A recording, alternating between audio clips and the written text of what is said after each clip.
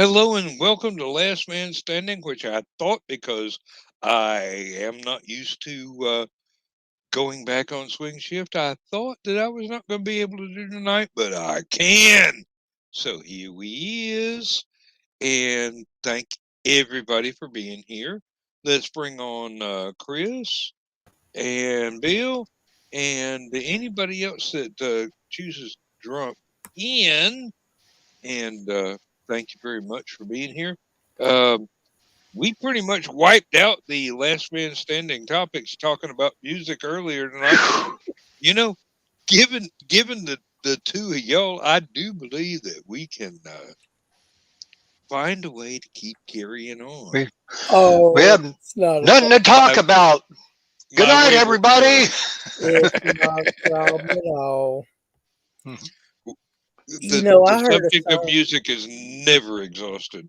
Yeah. So I just want to take a minute because I didn't say it well enough. If Joe's still listening, and you, Dan, and everybody on there to help promote Laura's eBay store. And I did not notice that scroll across the bottom, but I quickly took a screenshot of it, and I will brag on all of you to Laura tomorrow. Yeah. So I will have a limited time here tonight because of having an early morning tomorrow. So, mhm. and hi, Ace. Good Yeah, evening, Ace. Or Ace. Now morning, actually, here. I did post a link in Stupid O'clock, so if you can still access that, you can click in here, or I can try and send you the link to Mm. become part of the show, Yeah. and we'd be very glad to have you. Yep. Uh, Now, Matter of fact, I'm friends with Ace now. I think I could do that real quick. oh, oh, do please, yes, yeah, I think I sent him a friend request and he accepted it as he's a well. pleasure to have on, definitely. Oh, yeah. Um, yeah, I the shall more the do that. merrier. Oh yeah.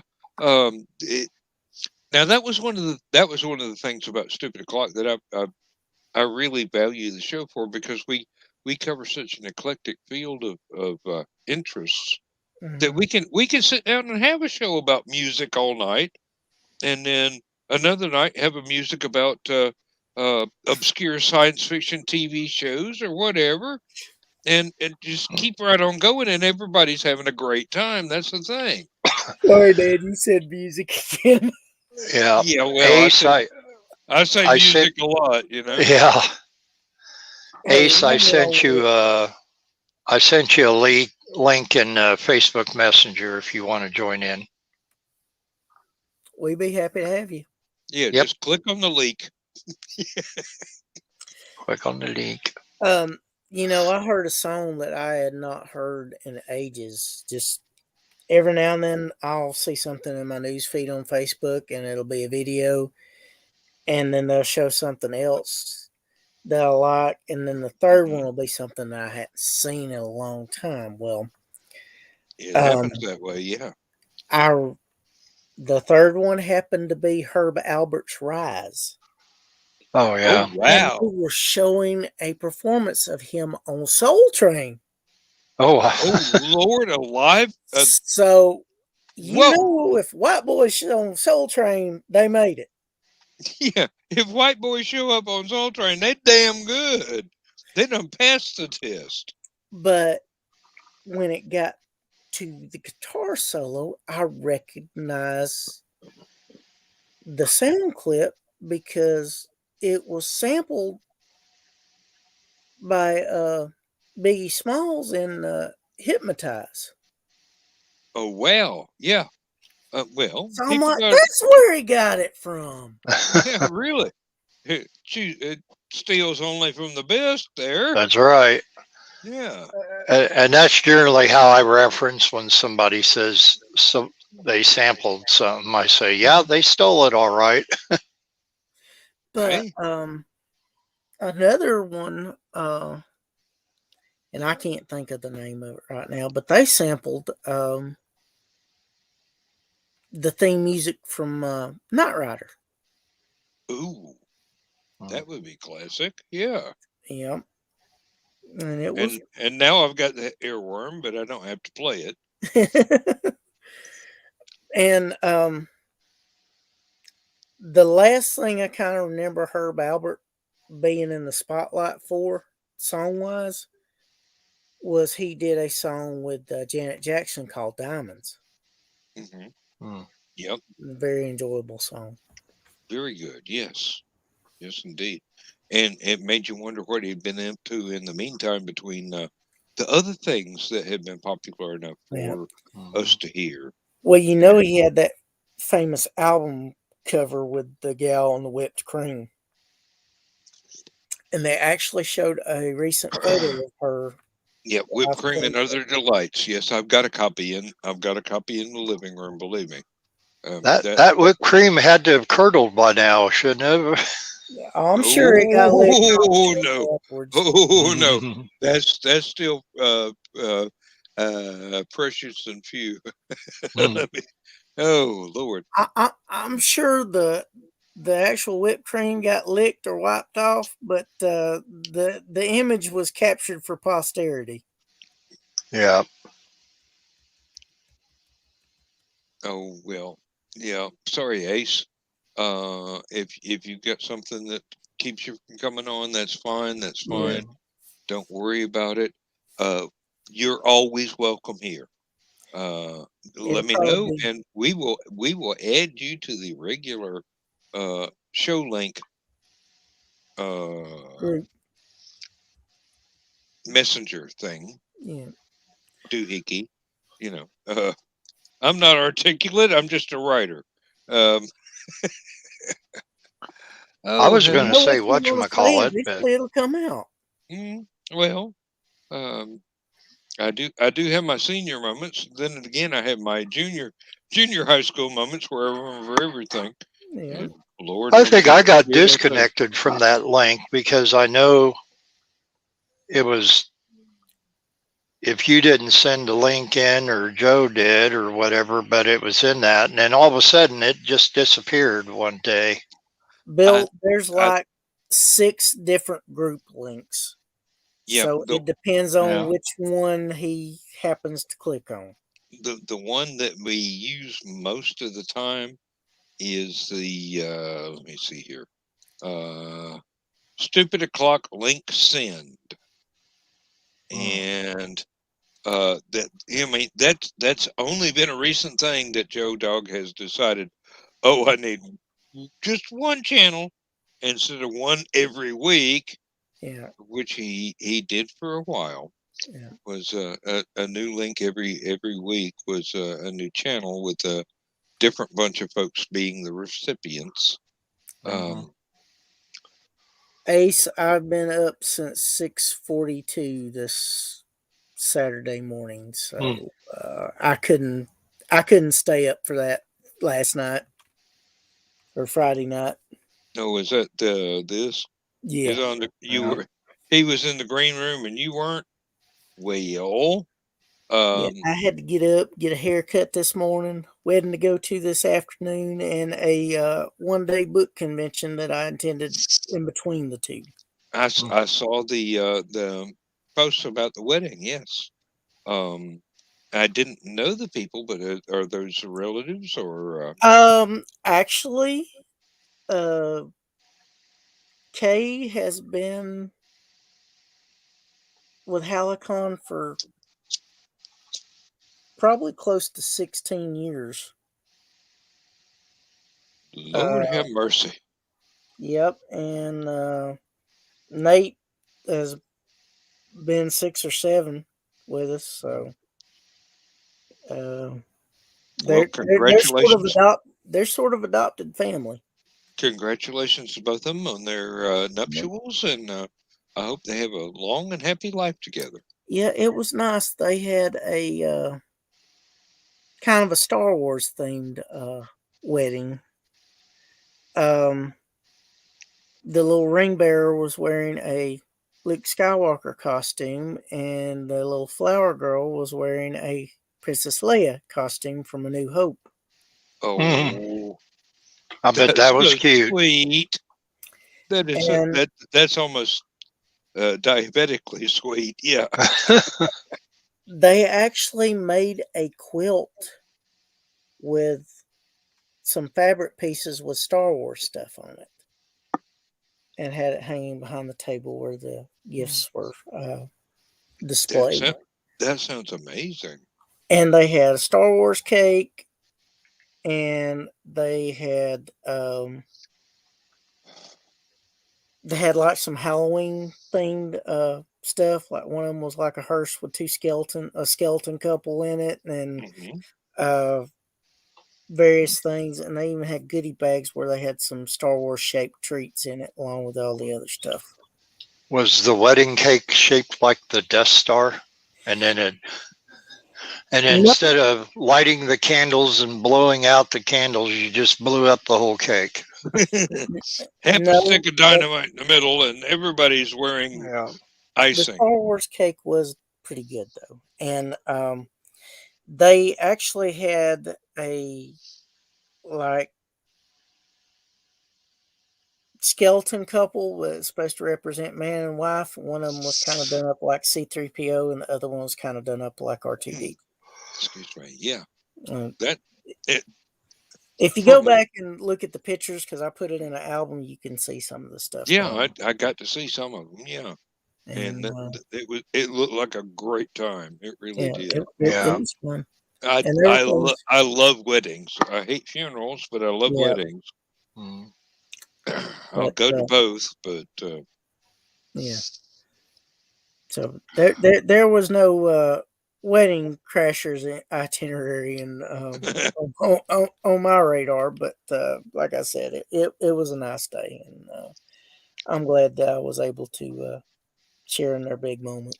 Well, from what you posted, it certainly looked like it was a fun time. Yeah. And actually, my wedding was a Civil War wedding. It was during the Civil War days in Rockville, Indiana in 1996. So on that Sunday morning, you got the whole village. This is a turn of the century village called Billy Creek Village, and it's full of people dressed up because it's all big Civil War reenactment. And we had it arranged that I would get married in the Baptist church. They had two churches in that village. One was a Catholic church and one was a Baptist church. Mm-hmm. We got married in the Baptist church, and the people were coming in behind, and then they thought, "Hey, Josh," and they thought that this whole wedding of mine was just part of the reenactment because, we were in period clothing and did not know it was a real wedding. And when we came out, they had federal soldiers on one side with their rifles up, bayonets attached, and then Confederate soldiers on the other side doing the same, crisscrossing, and we walked underneath and took pictures in the gazebo in the courtyard, and it was pretty neat. That'd be pictures I'd love to see, actually. Yeah, that would be cool. I got them somewhere. Sadly, the marriage didn't last, but some of them don't. I'm on my third now, let me tell you, so I understand. But, I was only married the one time and was a little apprehensive about doing it again. I may do it again, but it was nice for what it was, and I have a lot of good memories and learned some things along the way. So I guess that's what matters. As long as you can learn from stuff, it's not a total waste. Kiri, Josh, how you feeling? That's what I want to know. Still hurts. Kind of rocky. Yeah. Well, I'm told, although I do not know from experience, that it will get better, just not quickly. So, these things, they happen. And in every life, a little rain must fall. It's not supposed to be so damn painful all the time, but apparently they're like kidney stones. Gallstones are excruciating. So, hopefully, this too shall pass. One way or the other. Yes. Well, however biology allows it to happen, yeah. Oh, good Lord. Oh, I've been hey, down the yeah, kidney yeah. stone route a couple Yeah, times. well, I was about to say I've been the kidney stone route too. So, Well, uh, I got to tell you, there's a dietary aid that prevents a lot of kidney stones if you stay hydrated. yes. And that's a polite way of putting it. And it's after midnight, so I don't have to be polite, but I did. How's my audio sounding on your side? Sounds all right to me. Sounds fine. Yep. We can Just- hear you. Yeah, just a hair quiet, maybe. Well, but I might need to adjust a little bit on my side, but new earbuds, so just trying to work with them. There's not an echo, there's not any feedback or anything, and we're not hearing anything that you're not actually saying repeated somewhere else. So you're doing pretty good. So Good. Adjust at your own risk. Okay. Yeah. And I see Ace Bonnie is channeling his inner Cindy Kep again. Oh, let me put that up here. Hear about the restaurant run by T-Rexes? They were short-handed before, but after that meteor, they were a skeleton crew.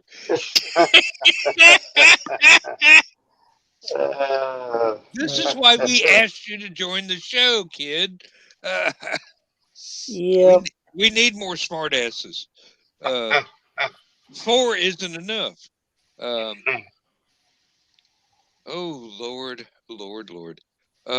So, Josh, you're kind of doubtful that your medical condition will allow you to be at Hallowcon? Well, it's all going to depend on the when I get that HIDA scan or whatever it's called, because the great doctor's office sent me to the wrong place. I saw that on your Facebook. Yeah, and I'm going, how do you schedule something at a place that doesn't do that? Well, no, the place, they actually do it, but my insurance that I have now does Come out not. of network. Yes. Oh, Lord. It's always paperwork, isn't it? Yeah. Everything that goes wrong, it's always paperwork. People never pay attention. Which I ain't gonna blame it on the doctor's office. Just well, yeah, they've only got to deal with the. They only can deal with what paperwork they get sent. If somebody sends the paperwork to somebody else, it was sent from my primary doctor. And the girl there, it was like the second day she was on the job. And well, you can't So really it's be. kind of understandable circumstance. Yeah, not fully trained. Yeah. So yeah, you can let her slide with that. What do we got here in private chat? Okay. My commentary on that. Yeah, well, you are not wrong. Let me tell you that. And basically the BS portion of medical paperwork is the greatest fraction of medical paperwork. Government BS. All right, guys, I'll be right back in a minute or two. Yeah. Oh. All right. we may be here when you get back.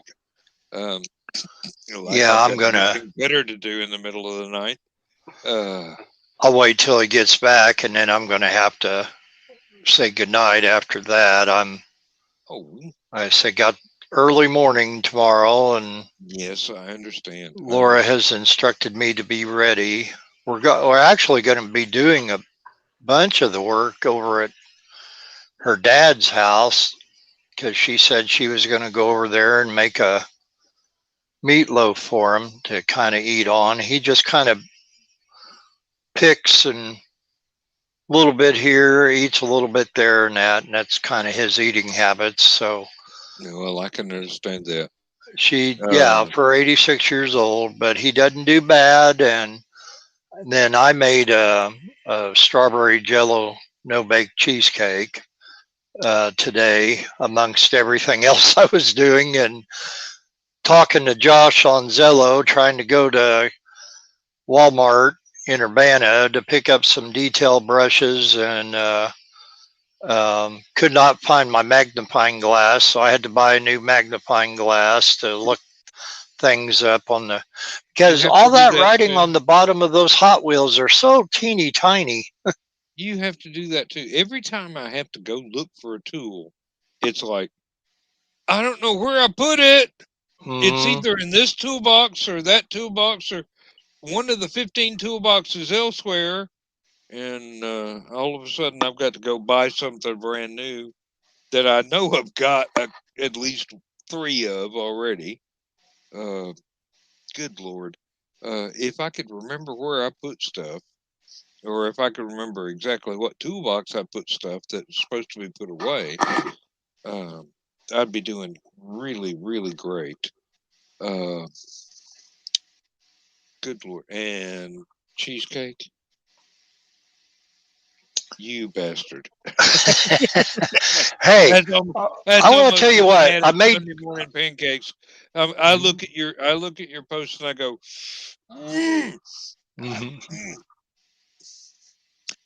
you just you rock. But then again,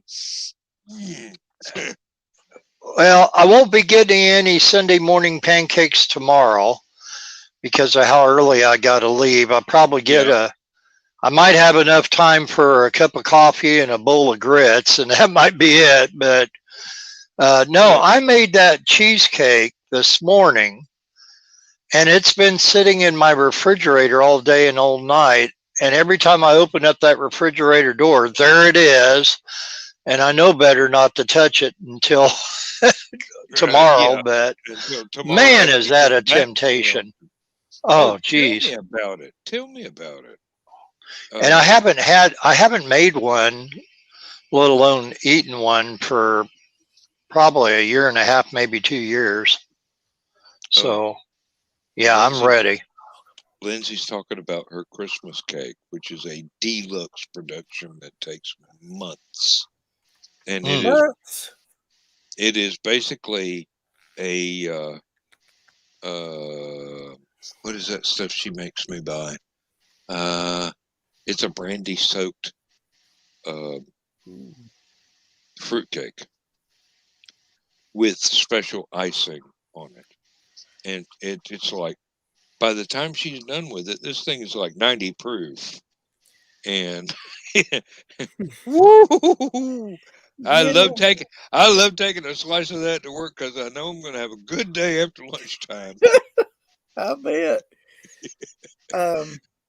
I just remembered I had something that's a bit of a flashback from the 90s and early 2000s that I've found within the last year or so, returning to a local grocery store.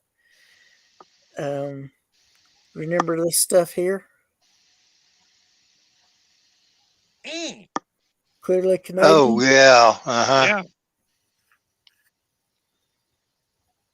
It's a little high, but hey, the radioactive Perrier, yeah. Every so often you got to treat yourself. Well, speaking of which, I'm about to go and get my other stout and quit drinking the canoe beer for a little while. Bill, I appreciate you staying up and waiting on me to get back. Yeah, kind of one of those things. I know I'm looking over there at my bed, thinking I need to be there, but I know as soon as my head hits the pillow, I won't be going to sleep right away. So a Yep. couple more minutes. It's That's not why good. I keep Try a and fridge get full yourself of beer, work. because I know when I'm supposed to go to bed, I'm not going to be sleepy. Yeah. And I'll be sleepy in the morning, but that's okay. Been there, done that. I was sleepy this morning. I probably drank more caffeine than I needed to today. I'll be right back, gentlemen. Okay. But Saw some more cool stuff that you posted today, Bill. Was it because I've had other stuff on my mind? Was it the guys that did the writing for the Schoolhouse Rock's birthday, or was it anniversary of him doing the first show? Oh, Bob Durrell's. Yes. I'm not sure which it was. I actually shared that from a different post, and so that might have not been totally accurate as far as an anniversary of any of the above. It's still wonderful programming. Yeah. I enjoyed it. Yeah, if it were not for Schoolhouse Rock, I would have never learned the preamble to the Constitution, which I knew I needed to learn for my 8th grade year. Mm-hmm. And the only way I was able to recite it was by singing it. Mm-hmm. And it got me through it, and word for word. And then everybody's like, oh, yeah. And then so when somebody else went up there to have to recite, because everybody in our class had to go up to recite it. It was an oral exam. And then everybody else started singing it right after that. But the teacher allowed it because, hey, we learned it. And it was a great way of learning things. Learning. Well, Laura's favorite one is conjunction junction. Yeah, I like that. And I'm just a Bill. Those are probably my two favorite. Mm-hmm.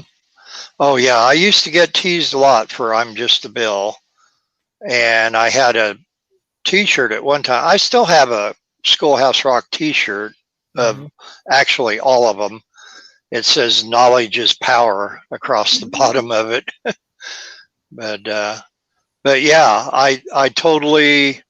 Well, that's like the Time for Timer PSAs that they did about eating properly and latchkey kids getting something to eat that's nutritional. And there was a lot of them.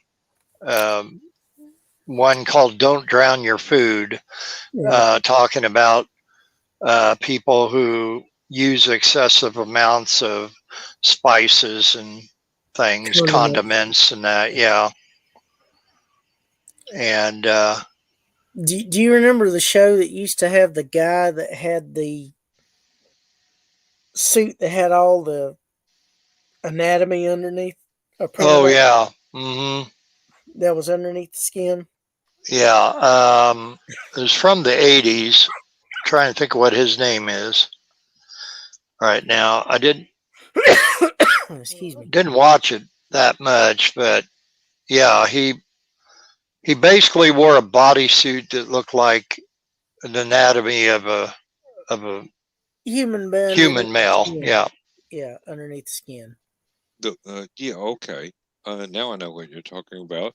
I can't think of his name.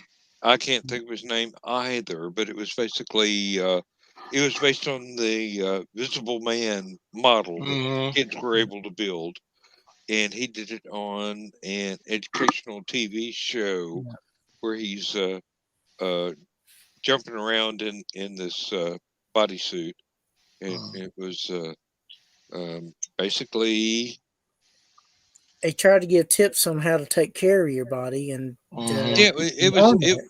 it was about 80% of the actual organs because some Yeah. of them were not Yeah, you can allowed on show some public of them. TV. Yeah. Oh, We were talking about Schoolhouse Rock and yeah, yeah. Okay. Ace, Yeah. I swear.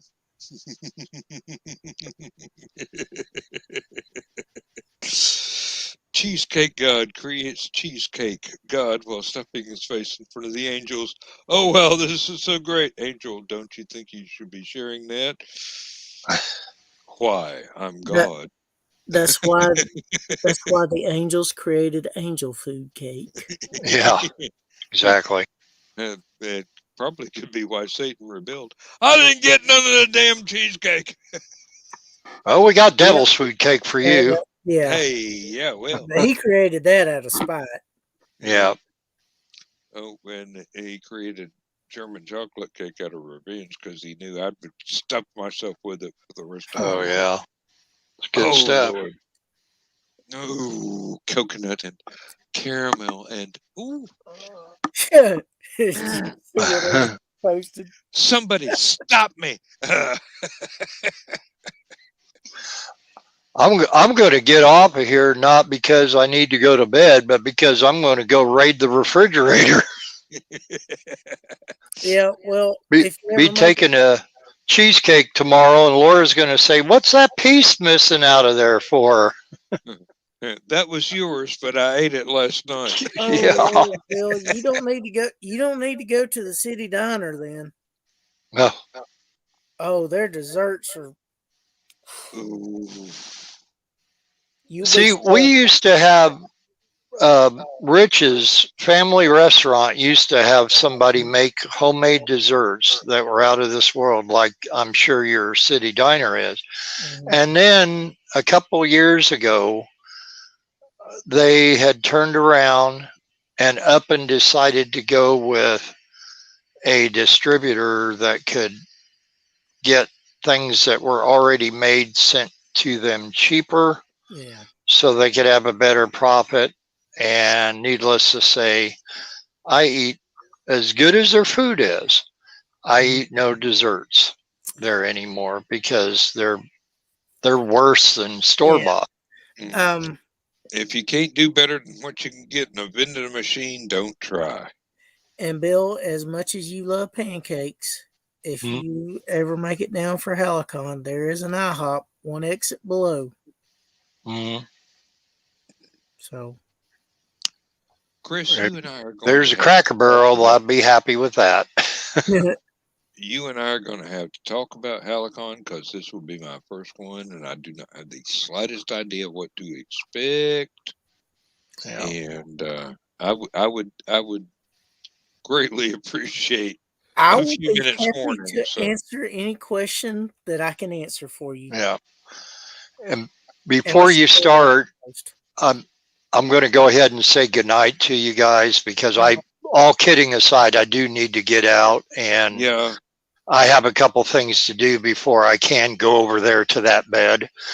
And we've held you up for 15 minutes already, Bill. yeah, well, Yeah, no, but do I'm what you just need to glad do. that you were able to have a show tonight, Dan. That kind of surprised me when you sent me the link. But and good night to you too, Ace. And hopefully we'll see you in on the show sometime. And good to see you last night on in the green room. Bill, start yawning when you get done with your stuff. That way it'll help you go to sleep. Yeah. I just hit myself over the head and do it that way. But both of you have a really good night. Dan, I hope you don't work too hard tomorrow night. Well, and as the man said, go the fuck to bed. Yeah. Good night, everyone. Bye, con Dios. Bye, con Dios. Good night. Buenas noches. We love you. Take care. Oh Lord. But yes, Dan. He's not going to be hungover in the morning, but he's going to be the next best thing. Yeah, he's gonna be sleepy tired. Yeah. Oh Lord, and knowing that I don't have to get up till like 5 in the afternoon tomorrow, Um, I'm going to be real dangerous. So Dan, do let me you know when you remember? have to go to bed. Do you remember when the Braves did their '91 comeback, where they went from worst to first? Chris, I've got to I go to bed. don't mean exact, but just the generalization of the time I, period. I am not a sports ball fan. Um, It I was funny though. Longhorns, if you could give me a year or thereabouts, I could probably remember the rest of the stuff that I was like going through it, then. But it was '91 season. okay, Um, yep, got it pegged. Longhorn Steakhouse used to have these two cowboys that did this little jingle for them. And after the Braves, you made it to the postseason and stuff like that, and they were having epically long games. I mean, it was just nail biters and just it was driving people crazy. It's like one of the things that they said, but next year when you win the World Series in a 4-game sweep, win one before the ninth so we can get some sleep.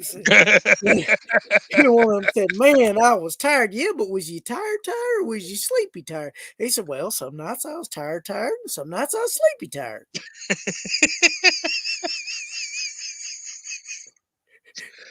It was Mm. hilarious. And then they pull the commercials like the president of the company, like George McCarroll said, "This is George McCarroll. I'm sorry about that, Braves. You win wherever you need to, however you need to. We weren't trying to." And I was just like, "Man, why didn't you just leave it alone? It was so funny." Yeah, the punchline is hurry up and fucking win so I can get some sleep. Yeah, absolutely. Oh That's Lord, where I yeah. got the, yeah, he's gonna be sleepy tired. I can see. I can see. And it sounded like just good old country boys. And it was hilarious because the song was one of those, it was catchy. It wasn't great. It wasn't terrible, but it was catchy as all get out. Because they play the same melody over and over again. Okay, But so any question you have for me for Hallowcon, lay it on me. As like I said, I'll answer everything I can. And if I Joe's can't, I'll find an answer for you as soon as I can get a chance to. Joe's gonna hate you for this, but what the fuck am I getting into? Fun. Well, I hope so. It it That's it's why I agreed to it. But it is probably one of the most relaxing conventions that you will ever go to. There's not a lot of pressure. It's more of old friends getting back together and catching up on stuff that's happened since the last time. There's a lot of food. Um, he usually has them always performing on Friday night. That'll be enjoyable. Um, of course, he's going to have some awesome guests. Stephanie's going to be there. yeah, Brian K. Morris is going to be there. Carl's going to be there. Michaela's You got a gonna be vendor there. spot Carl now. and Donna are gonna be there. Yeah. And Um, I don't know if you're familiar with KT Hunter and TJ Rothson. T. Rothson. KT sounds familiar, but I'm not sure. They're local authors. Okay. Those are pseudonyms that they used when they first started publishing. And Well, once you get TD, known by those, you pretty much got to stick with them. yeah, and they write fantasy, and they also do some leather working. Huh. They've got some I've, really nice leather pieces. hey, I've got somebody to talk to already because I do a little bit, Mhm. but I'm not very well educated in that field. I do what I do, but Yeah, and we um, have various vendors, and like I said, you're going to see Boomer and Susan there. oh, thank God. Oh, So, I hope Boomer has a good time because he gets screwed out of having good times a lot of the well, time. yeah, and he needs he needs to have experiences with friends that help him take his mind off of the stuff that's not going so good for him. Yeah. But there's some other folks that you'll see from Liberty and Chattacon and Yeah. Maybe a few from Anacrocon and some of the others down there. I won't say there'll be a huge amount of those, but Hey. and like I said, there's food, there's entertainment, there's talking with friends. There's It's awarding one Joe of the Dog most scratch old relaxing. jokes. Yeah, he will have a few surprises, which I can't get into because Yeah, well, I know the man. Joe likes being sneaky, and Oh, he is more. He cares more and thinks more of people than he might. People might realize because he does like playing jokes and kind of being an asshole of the sort. That and was my name for him for a while till I got to know him better. well, I've known him for Lord, over a decade now, I do Yeah. believe. So And like I said, I'm well aware of what he's capable of. oh yeah. And Casey should be there. Casey Charlin. Not familiar, but I'd You be glad probably to know make their her on acquaintance. site. You probably know her on site. She's been staff with Chattacon before. I think she still is. I don't know if she's Never been to hired. Chattacon. Yeah, but she's LibertyCon been to and Liberty, and Anacrocon. you may have talked to Yeah, her there. more than likely, anybody that's been to LibertyCon, I probably will know on site, Yeah, even if I don't know their name, and because I'm unfortunately I'm usually drunk at the time, but or fortunately, as the case may be for them. and everything is relatively. It's compact. It's not spread all over the place like Liberty used to be when it was in 3 hotels. You Yeah, won't have to do as much walking. The rooms are really nice. I hope that you've seen pictures that I posted on the group yeah, I page. have. And since I've got a vendor table now, I probably will be spending most of my time there. Yeah, And we do shut down for the meals, mhm. and That was one of my ideas for an Acrocon. They couldn't figure out how to do it. well, and another thing, we seal up the vendors' room to make sure they don't have to worry about their wares after the hours are. So you don't have to pack up everything every day. No, you don't have to do it. You can just leave it there and. Michaela will probably be grateful for that because she's got a gracious surplusage of stuff. Mhm. Damn, I should have my teeth in before I try and talk like that, but I'm still not used to the damn thing. I can't get used to the dentures. I really can't.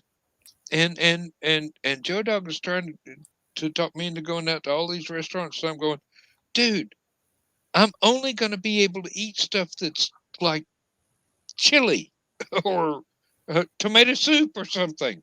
Well, we got plenty of restaurants around there, so just let me know what you're kind of interested in. I mean, there's literally probably 50 restaurants within 5 miles. Well, what I don't want to do is Mhm. let somebody down that thinks that I'd be fun to have along in some Mhm. steakhouse or something, and I get there and I go, yeah, can you put that in a blender for me? Well, we have a Western Sizzling. It's a little bit further out, but not too far, and Oh, they have a buffet. So I can manage most stuff, but I've got to cut it up and eat it with a fork. and And that's what kind embarrassing of when you're cuisine in do a you pizza like? place. Uh, What kind of cuisine do you like? 'Cause we Uh, got a ton of Mexican restaurants. oh Lord, I am dying for a burrito, but like I said, I've got to cut it up and eat it with a fork. It's got to be small bites so that Mm. I can gum it. Um, Um, I wish I could get used to the damn dentures. My wife says, give it time, and I'm going. I ain't got that damn much time. I'm 64. Uh, then there are sometimes where the molds they make, they do incorrectly, or it gets transferred incorrectly. So you might want to double check with no, whoever. no, the ones I got now are enormously comfortable. It just Okay. feels like. Um, have you ever had any of those vampire teeth that you were doing for like a Halloween Mm, thing, and you wind up you've got to like you were eating a Dagwood sandwich when it's just a slice mm, of bologna and a couple of pieces of bread.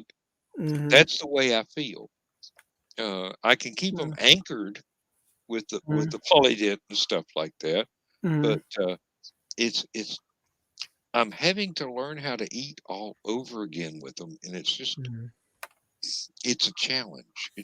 I can I'm up to challenges, Yeah. but this has been a really short time scale for this because it's only been this year Mm.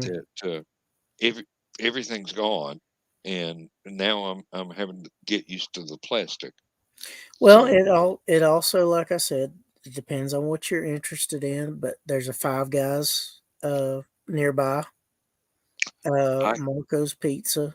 Uh, I am a hamburger connoisseur, but um, well, you need to let go to Willie's lettuce then. lettuce and onions are something that I can't handle without the dentures because I can't cut through them. Mm-hmm. So as long as somebody lets me order something that I can just nom Mm-hmm. and that it's all fine. I'm quite fond of not only Mexican but Mm-hmm. Chinese and things like that. But um, Yeah. a lot I don't with Joe's going. We're going to feed you, and with this uh, putative Well, that's chili challenge. that's Friday night. I don't really believe that I'm gonna have to go to a restaurant very often unless it's a Yeah. social It occasion. it, it it would be the times that you would go to a restaurant would be, since you're coming in Thursday, would be Thursday, and maybe for breakfast. Oh, the Because hotel's not good. we don't really do breakfast there. I mean, the hotel kind of offers the continental breakfast, but if you want something a little more Yeah, substantial, that's a donut and a cup of coffee, ain't it? yeah, well, they do have stuff to make waffles out of, I think, and some fruit and Uh, juice and coffee. are there microwaves in the rooms? Yes, there are microwaves and mini fridges in the rooms. Okay, so I can bring a box of Jimmy Dean and I'll be fine. Yeah, that's what I've done before. Is I've gotten a pack of Jimmy Dean stuff and put it in the microwave and went with it. Yep, as long as as long as the grocery store has them. Oh, and I will be bringing um, the packets of what they call black ice when they Mm-hmm. use them for shipping frozen foods. And Mm-hmm. Lindsay says, "Give them away. I don't want you to bring them home." Okay. So anybody that needs something they can stick in their freezer and Mm-hmm. turn into an ice pack, I Okay. will have some, and Okay. they're free for all. Um, But I will tell you, just to the north and west of the hotel, there's a food line. mhm, The next exit down, there's a huge Kroger and a Food City, mhm. and I know where there my are Saturday beer is coming from. well, there's an adult beverage store at the bottom of the hill. Okay. Can I walk up the hill? Or do I need to drive? Well, the thing is, you probably could, but I don't think you'd want to. It's fairly steep. Okay. That kind of hill. Okay. Yeah. I can do that. But the hotel has a real nice view of the area below it. Mhm. And there is a Waffle House within sight of on the other Mhm. side of the interstate. There's a I Burger can King. I can get an omelet. Oh Lord, yeah. Yep. Uh, There's an IHOP the next exit below. If ooh, you I can take get a really big omelet. and there's another Waffle House the next exit below, and then there is a Bojangles, and it won't be open Sunday, but there's a Chick-fil-A. Well, There is a I Panda won't go Express. there. Yeah, yeah. I I was just letting you know it was there. yeah. There's a Panera Bread that is very near the Five Guys, as a matter of fact. And they have some excellent soups too, don't they? Yeah. Panera Bread. There is a Steak and Shake, although the lobby is closed. You either have to do drive-through or curbside pickup. Mm. There's various other things, but those are the closest within. You can go a little further out, and there's a Hardee's if you want that for breakfast, but they close at 2 p.m. So I don't know about breakfast, but I'm rather fond of chili dogs. So, yeah. woof. Uh, oh, let's see. Oh, I bet there's not an Arby's close by, is there? There's one 2 exits below that Well, is attached to a pilot travel center. okay. An ice cream, a cream brulee, and a slice of cheesecake joined the army, but they abandoned their fellow soldiers on their first deployment. They are wanted for desertion. Ace, Uh, you're dangerous, dude. the bad jokes and the puns are really Hey, these things they happen. Yeah. yeah. But Lord have like I mercy. said, there's lots of food choices. There's this really cool store that is near the where they opened up the Spirit Halloween. Hmm. I think it's called One of a Kind. They have some unique memorabilia, and I just know that Brian K. Morris and Carl Witzman would love it. And I'm trying to Hmm. talk Joe into talking them into coming down early just so they can see it. Well, They've actually taken a tailgate and made benches out of it. oh wow, yeah. And I've seen that done before. It can be done really well. and they've got Um, some other interesting things. Like I said, there's some unique one of a kind stuff. I'm probably going to need access to a package store sometime before I start drinking Saturday. Well, like I said, there's one right at the bottom of the hill, and the Have to go prices are fairly reasonable. have to go between breakfast and lunch. Yes, indeed. They've got let's see. I They don't are need. actually 3 liquor stores within a mile of the place. There is 2 more within another additional mile of the place. Well, to be honest, Joe Dog would probably thank me for staying away from the liquor stores and just Mhm. buying beer. Yeah. But Excuse me. there's also plenty of convenience stores that have beer caves. So if you're wanting beer, there's plenty of Hey, opportunities to get that. all I need is someplace where I can find natural light, and I'll be happy for the entire weekend. Oh God, just about every place has got that. Well, good. That's that's I might want something fancy if we actually do a stupid o'clock or a last man standing from Hallowcon. But from the Well, way Joe was talking, we're not going to have the actual full speed internet access except in a couple of special places. yeah. So it might be hard for us to do our shows. Well, I told I'm trying to talk Joe into doing a Thursday night show and then either a limited or no show on Saturday night. Hmm. Well, Because, you're at a convention. There's going to be room parties Friday yeah, and Saturday night. yeah, We'd be well excused from going. yeah, Hey, we're going to sit around and talk on the internet when we should be over here in this room drinking. yep. But basically, I'm going to suggest that Thursday night we say, look, we're doing a con, and we're not going to be on Saturday night because we're going to be actually doing the thing at the con. Hmm. It wouldn't that be nice to do something just live, us Yeah, entertaining people, and but they'd probably be off at wherever it is they're going to be dancing yeah. instead.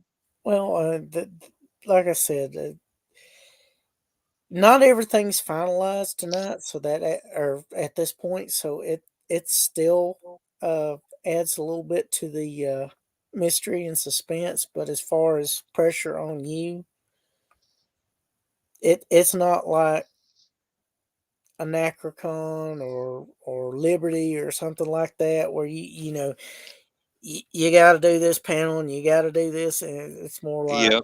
As just far as come along as and far enjoy as I yourself. know, Joe hasn't put me on any panels Yeah, whatsoever, and I told him I'd do some, yeah. but horror is not my gig. So Well, it isn't just horror. I mean, that's part of it, but he does the fantasy and the science fiction, and a little something for everyone. well, if he had something on writing or uh, editing or publishing or whatever, I'd be glad to do it. Yeah, And I don't have to have more than 15 minutes warning. yeah, It's like if somebody goes, I'm not going to be there because I have to wear a mask, and they go, Dan, can you do this panel? Yeah, I, you bet I can. and As long as I know something about whatever the subject is, yeah, I and can I and can freewheel. and that's the good thing about it. It's a more relaxed, laid back convention that you just you have fun. You go to a panel if you feel like it. You catch up with old friends if you feel like it. Mhm. You may decide to go in the afternoon to go to your room and just lay down for a few minutes just to, you know, just to rest up and save you some energy for later on that night. And, Mhm. Well, like I said, most of my time is either going to be spent in the vendor's room or in the smoking area yeah. because Well, I know me. Um, and there is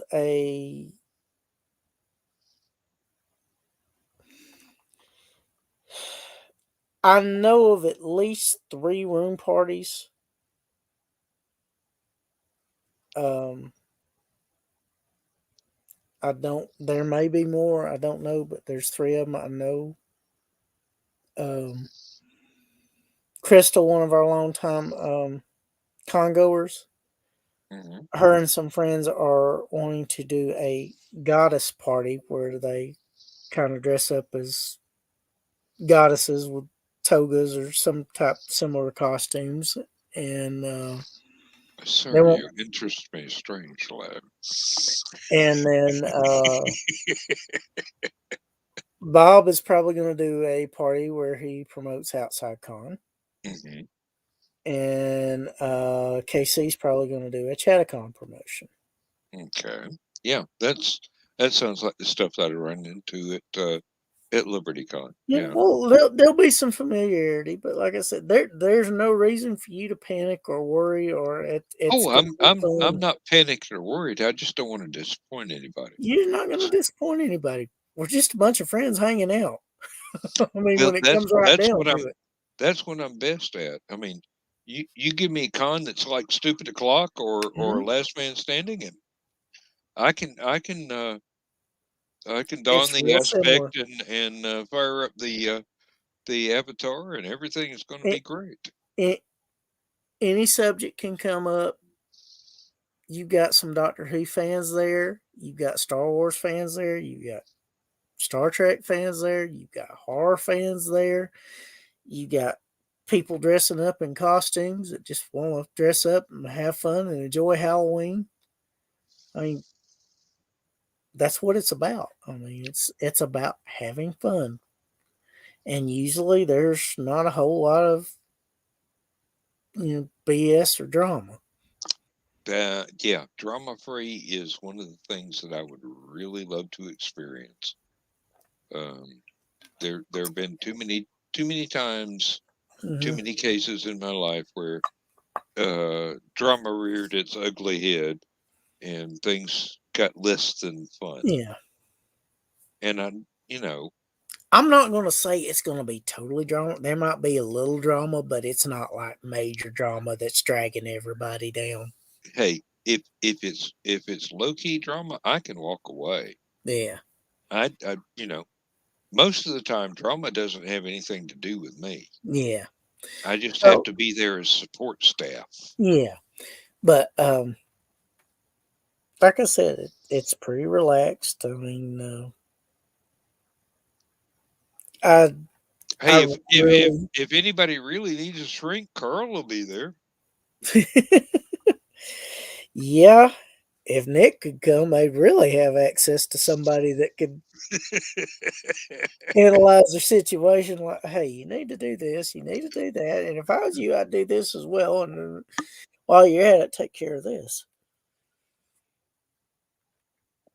Oh, But as long as there's nobody throwing fists, having a fit. no, no, it was, Yeah, and it I doesn't sound can't. like that kind of crowd. No, I mean, like I said, pretty much everybody gets along, and it's a long running tradition. I think it's our 19th year, our 18th year of actually running because we had to do virtual last year. Hmm.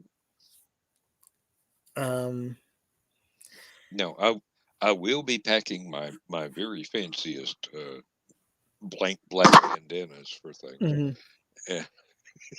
I had to look hard to find some that didn't have patterns on them. Let me tell you, mhm, that's hard to do for a Halloween weekend. Is find something that doesn't have a pattern on it. yeah, but But whatever the health restrictions are yeah, for any of that, believe me, I will comply the with no objection whatsoever. the numbers appear to be on a downward trend in the area. I know Hamilton County, which is Chattanooga, the numbers have been going down. I haven't heard anything about any spikes in Whitfield County. Mm. Well, Um, I am double vaccinated yeah, already, and I don't know that they're going to have the booster shots available yeah, before Hallowcon, but if they do, I'll be glad to get one. yeah. And I don't think you're gonna have a whole lot to worry, no, and I'm not worried. I'm not worried whatsoever. yeah, Uh, but it I, would be to make other people comfortable that I yeah, would be complying with the any of the masking yeah. regulations and things like that. We're basically right now. There are no mask mandates. We're going to encourage people to wear Hmm. masks just to feel uh, more comfortable and to provide an extra layer of safety for any spread of it. Hmm. But there may be a few that have medical conditions why they can't, and just, I won't have any. it's up to individuals whether they want to be around them, but I we'll won't to have be there. any problem with anybody that goes, A, I don't want to, or B, I Yeah. can't. I can tell you this: we are not going to put up with anybody from either side giving the other side hell or a hard time Oh, about it. I'm 100% behind you on that. No, We're there to have fun, not stir up stuff. and we have an awful lot of stuff stirring friends in common from the Yeah, other conventions that yeah. um, well it that goes back to drama. Hmm. uh it'd be nice to have a drama free Yeah. uh Like I event. said, I think if there's any, it's going to be small scale, and it's going to be something that probably diffused before it becomes Mhm. anything that anybody really needs to worry about. Yeah, For the if most part, if we're you an can nip it agreeable in the bud bunch. before anybody actually figures out it's going on, you're Yeah, doing real good. yeah. And like I said, for the most part, everybody's a reasonable and agreeable group. We're going to have some new folks that have never been to one before. So hopefully they're going to have a good time. We're going to have some people that have been there since almost the beginning, if not the beginning. Mhm. And some Okay, that's been there a while. my next serious question. um how is the weather generally during that weekend? Okay, generally Friday is fairly warm. Um, it usually rains one night, either Friday night or Saturday night, and the weather will get cooler with it. Um, I tell people to wear a short sleeve shirt Saturday, but have a rain jacket Hmm. and long sleeves for Sunday, and both for Saturday because it could be either one on Saturday. Yeah, I was trying to figure out exactly whether or not I need to bring the light raincoat or the heavy raincoat just in case. Well, the thing is, I have two 10 by 10 canopies that I'm going to put over the smoking area so Hmm. they won't get drowned. Well, I'll It's be kind of out there a lot of the time, so I they appreciate that. they'll there's a area outside the consulate area. It's kind of a big open space before you go up to uh and there's a stone wall there, and if you go up the stairs on either side, the pool area is off behind it, but it'll be closed by then because cold weather coming up. I ain't going swimming in October, damn it. Yeah, I'm that too that that, smart that for that shit. it's if it's not shut down by now, it will be soon. Hmm. Usually they wait till sometime after Labor Day. And let's see, Thursday and Friday should be traditionally Yeah, fairly warm. yeah. Like I said, I'd bring a light jacket just in case, But Thursday and Friday, you're probably going to be all right in short sleeve shirts. You might want a light long sleeve shirt for Saturday and a Hmm. light jacket. And if you're dressing up in costume, sometimes you got enough layers where you're going to be fine that way. Yeah, I was trying to figure out what costumes I could still get away with because I have picked up an extra 30 damn pounds over the past 2 years. So, what can I actually fit into that I can still bring? But Uh, the hotel has done some nice improvements over the years. There's some the decor was a little dated at a time, and some of the appliances were dated and wearing out. And like I said, they've done a nice job of renovating the spaces, and They haven't completely done everything yet, but a lot of it does. And the rooms that still have carpet in them are really, it's good quality carpet that, it has been cleaned and, Yeah, I had a bit of a shock when I made my reservation. They said, "Do you want a smoking room?" And I go, "I didn't think hotels had smoking rooms they nowadays." have a few.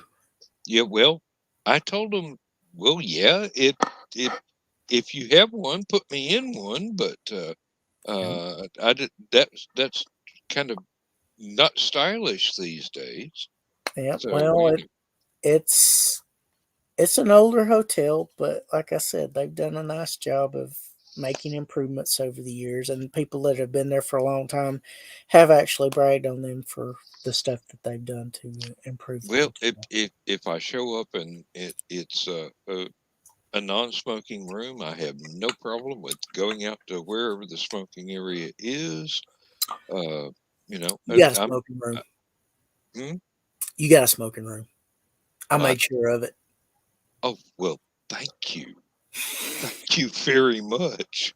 That that that will make my morning sessions of drinking coffee and blowing my nose for two I hours a whole lot more comfortable.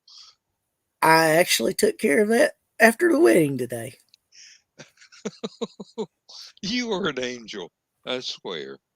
Uh, Um, just just don't be one of those weeping ones for me, okay? yeah, like I said, I just try and do good where I can, and you know, try to add a little positivity to the world. Thank you. Oh, and speaking of weeping angels, Hmm. I will be bringing the hard drive that has every existing Doctor Who that I've been able to get a hold of Okay, cool. with me. So if people want copies, Hmm. they're just going to have to one on one. Hmm. And if Joe Dog needs them for a Charity auction thing. multimedia room, no, not a charity. I ain't auctioning off my hard drive. No, I ain't talking uh, about the hard drive. if he wants a media, Hmm. you know, wants me to plug that up to a media computer that'll play it for people, Yeah, I'll be willing to do that. But I've got to get that damn hard drive back. yeah. Yeah. We're not taking the hard drive. Oh, and I was just teasing about the charity auction. you be auctioning me off to Donna or well, let's not go any further than that. Yeah, let's not go down that creepy trail. There's some twists and turns of that we probably don't want to think about. Oh, uh, I'd like to stay married to my present wife as long as possible. Yes. Yes, Uh, uh, I just enjoy listening to her talk. oh She Lord, got a yeah. pleasant voice, And she's not and the the only accent's adorable to anybody that's not from there. one. Let me tell you that there's so many Mm. that we have gotten to know through Rising Mm. Tide that are just absolutely adorable. Oh yeah, And you just want to pack them up and take them home, even though you know the repercussions would be horrible. oh yeah. But yeah, um, Lord, yeah. Uh, I'm I am hoping that I do get a little corner of the vending table that Hmm. I paid for. That Michaela has an awful lot of books. Hmm. And she has a huge display of books. So I'm Okay, which Michaela are we talking about? Michaela Jade. Oh, is she coming, or are you just helping No, her no, with some books? no. She's. I got the vendor table, and I Hmm. told her she is welcome to share it. Mm-hmm. and I hope that doesn't violate any rules. I don't think it does. Well, I wouldn't Joe, think so Joe will be either. the one to know for sure. Cause Well, I mean, Joe's kind of I don't sweet on think he's her going to anyway, but complain because you paid for the space. yeah, well, yeah, it's my space. I can do what I want with it. Yeah. It, As long as you no, ain't hurting nobody, I don't think he's going to have any objections. hey, it's the only way that she could afford it Mm-hmm. because she's been, as far as being a vendor, she's been Mm-hmm. running on empty for being able Mm-hmm. to get space Yeah. for a while. So I'm doing charity work here. Yeah. So you know, I've only got like maybe a bushel basket full of stuff, Mm-hmm. and I don't need to have all of it out there at one time. Yeah. Just replace a few as they get sold, if Yeah. they get sold, Yeah. and she can have the rest of it as far as I'm Yeah. concerned. I just want her to be able to come and have a good time. So is she actually coming to the convention? Yeah, yeah. She's Oh, awesome. she's supposed to be getting her room reservation and membership now, basically, right this minute. Yeah. But let's see. She's going to be riding down with Brian either, K. and all them. well, it's either Carl and Donna or somebody else from the same area that's coming. Okay. And she wanted to get her own room because she didn't want to feel like a fifth wheel Yeah. anywhere. And I can understand that. Well, and the room rates are Oh yeah, the pretty dang roommates are good. great. The roommates are great. Um, I booked rooms a room for Lindsay and myself for Mm-hmm. LibertyCon for next year, Mm-hmm. and that's expensive. Yeah. I mean, it's the same.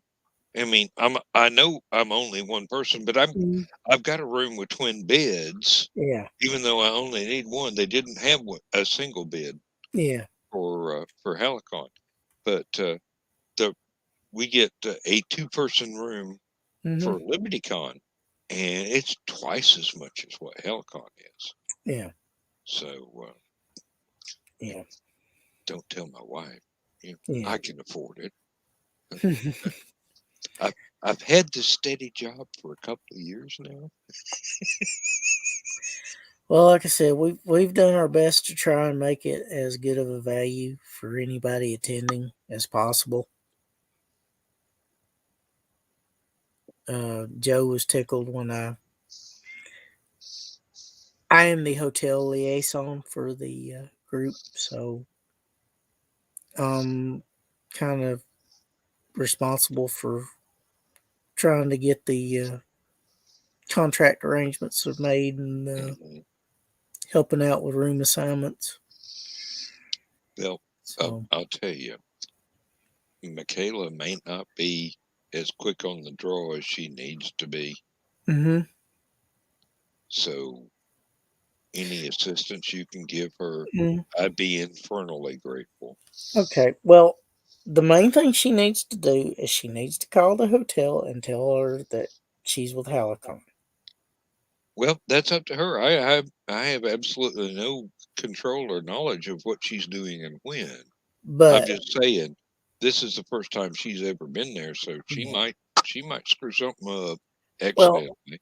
I'm just going to tell you, if she tries to do it online, she won't get the con rate Mm.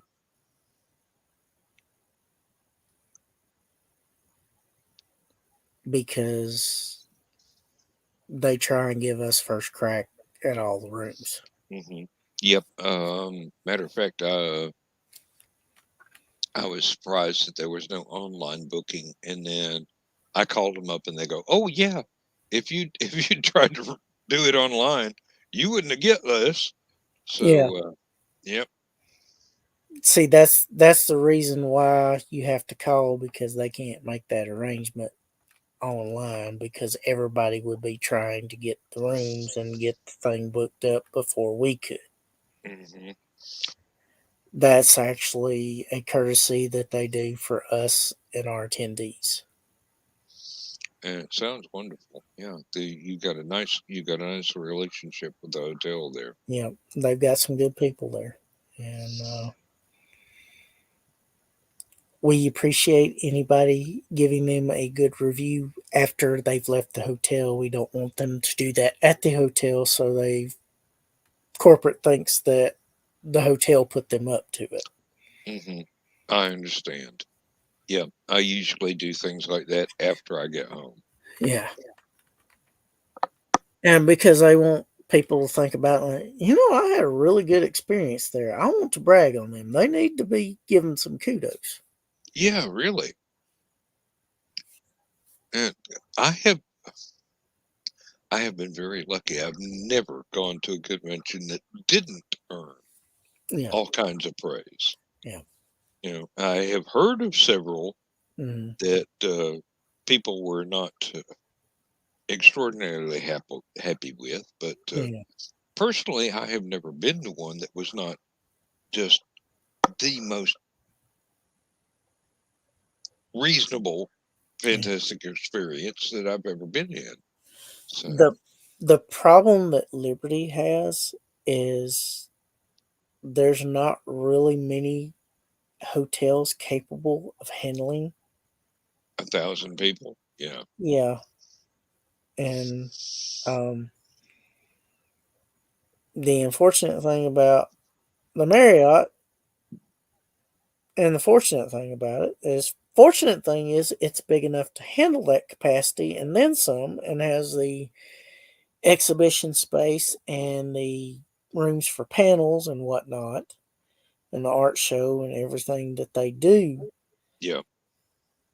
But it's a Marriott, Unfortunately, and they're not inexpensive. yeah. And Unfortunately, yeah. The even with a management con rate. doesn't, yeah. The management of that particular Marriott, they want your money.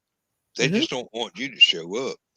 Yeah, It's like, yeah, we'll book anything you want. Pay us now.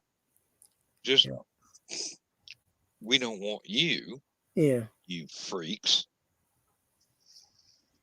And that's the sad thing about the Choo Choo Yeah. is they were happy to have us until the ownership wanted to turn it into a 24/7 and apply the micro apartment. Business plan. Yeah, Yep. which. When you have 3 hotel buildings Hmm. and you reduce it to one teeny tiny hotel building Yeah, a and micro turn the hotel. rest into apartments. High dollar small apartments that are way overpriced. Yeah, they called it affordable housing. They dared. Uh-huh. Yeah, it's affordable compared to the riverfront condos that they're putting up. It's affordable if I'm a freaking millionaire. Yeah. Yeah, or somebody that makes half a million a year. For a $200 a night room, they want, And what is it? $600 a month now? probably more than that. It's probably 800. And some You could get a house for that price. I've got a house for less than that. Yeah. Yeah, I've that's got, what I'm saying. It's geared toward young professionals. They want to have like a almost 24-hour experience with all the shops and the stuff there. well, But their business plan has not the met thing with as much is, success as they expected it to.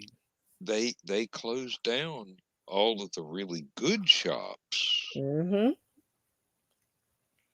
and sold them to somebody else that's got crap there, Exactly. and not even good crap. Yep. It's crap. It's a number one double plus crap. Yeah. That's Um, probably overpriced. oh, definitely. No, one of the things that Lindsay and I found the most charming Mm-hmm. about the Choo Choo was Mm-hmm. you got all this 1960s, 1970s kitsch Mm-hmm. there, and then it was suddenly gone. Well, not only that, you had the Centennial Theater, and you had the lecture hall, and the panel rooms, Mm-hmm. and you had the water stations there, and then Penn Station before they turned Hotel Building 2 into apartments Mm-hmm. was a nice consuite area, and then you had the pool adjacent to it, and Which of course, got dug up. and you have the the adjacent train cars with the covered walkways, Mm-hmm. and the areas at the end of that where you could kind of congregate and have small groups. And Been to many a late night party at the end of the train cars. I love the Gardens restaurant with the breakfast buffets. Oh Lord, yeah. It was a little bit expensive, but It was worth it Lord for knows all it the was food you worth could it. get. It was worth it. The quality was excellent. And And now I bet it's nothing. it's basically gone. It's not the same place it was. I mean, they had some good staff there, good people there, and a lot of them, lost their jobs just because they shut down two of the hotels buildings. Yep. And that's not the kind of thing that I'm willing to give money to support. So Yeah, I'll never go back. There's nothing there to go back to, yeah. really. And Well, I would really miss the gardens. yeah. And yep, um, my grandchildren showed up a couple of years at the Choo Choo before everything went to shit, Mm-hmm. and they just absolutely loved the ambiance of Mm-hmm. everything. Yeah. And now that's all gone. They had a great thing going there, and like I said, their ownerships got greedy with some idea that they weren't able to pull off nearly as well as they thought they were going to. Well, you know, And you the had track 29 at the very yeah, end. yeah, that was historic. That should have been a historical monument there. Mm-hmm. But if they shoot themselves in the foot, Yep. I don't have to be there to put band-aids on it. Yep. You should have known better in the first place. You really, y'all had a gold mine, but you blew it. And the other hotels really don't want, you know, conventions there. Not science fiction and fantasy and whatnot. No, they want business Yeah. conventions. You know, hookers and blow and a lot of money for the bar. Yeah. Uh, And a lot of money being spent. hmm But Instead of a moderate amount of money being spent for a guaranteed number of attendees. yeah, yeah. Guaranteed business over potential business that may not materialize. I'd go with the sure thing. Yeah, really. And it's amazing how many places will be willing to gamble on stuff that is not a sure thing And it's and may be uh, realistically returning much less than the sure thing. But well, we have no control over that. but It's the thing they don't but business. the thing they don't realize is some of these fans and some of these authors have got money, Oh Lord, yeah. quite a bit of. Megabucks. You know, you wind up with a few New York Times bestsellers. You start Mhm. getting some money from the publishers. Well, it doesn't even take that. Uh I hate to use myself as this example, but somebody that's been Mm-hmm. in investing for half a century, Mm-hmm. and you know things are not bad at Yeah. all. And we retire and we want to do full time going to conventions and stuff. Mm-hmm. And you know, I hate to say that Marriott's going to get my money when the Choo Choo isn't, but Mm-hmm. if it's the only game in town, Yeah.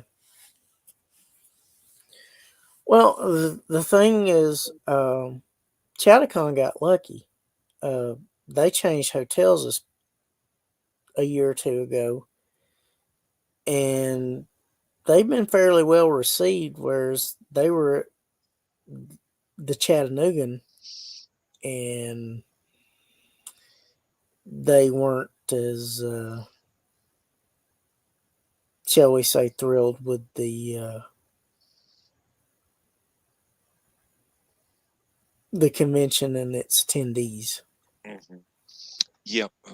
But the Chattanoogan was basically a cash cow for the city, where they wanted to exploit weddings and business, conventions and stuff of that nature. Yep. I was sad that the year that we were supposed to be at the Reed House Mm-hmm. fell through because of the virus. And the only reason that I was looking forward to it was because of the ambiance, because Well, of but they couldn't deal with the 1,000 people now. They could just yeah, barely do with the 750 before.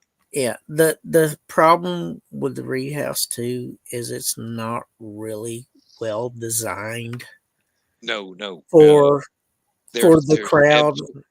there's absolutely no handicap access Yep, for one thing. yep. Boomer had problems with that, Yep, and a lot of my friends would as well. and they really didn't have the function space that we needed. I mean, the building and ambiance was beautiful, and Oh some yeah, of the staff dressing up as gals from the 20s and all. I mean, it was, you couldn't ask for a more visually appealing presentation and but you've got representation of the building. you you've got to consider everything a convention Yep. needs, and they didn't have it all, and they No. still don't, and they probably never will. The thing about the Reed House that people were excited about was the nostalgia from when it was a Hmm.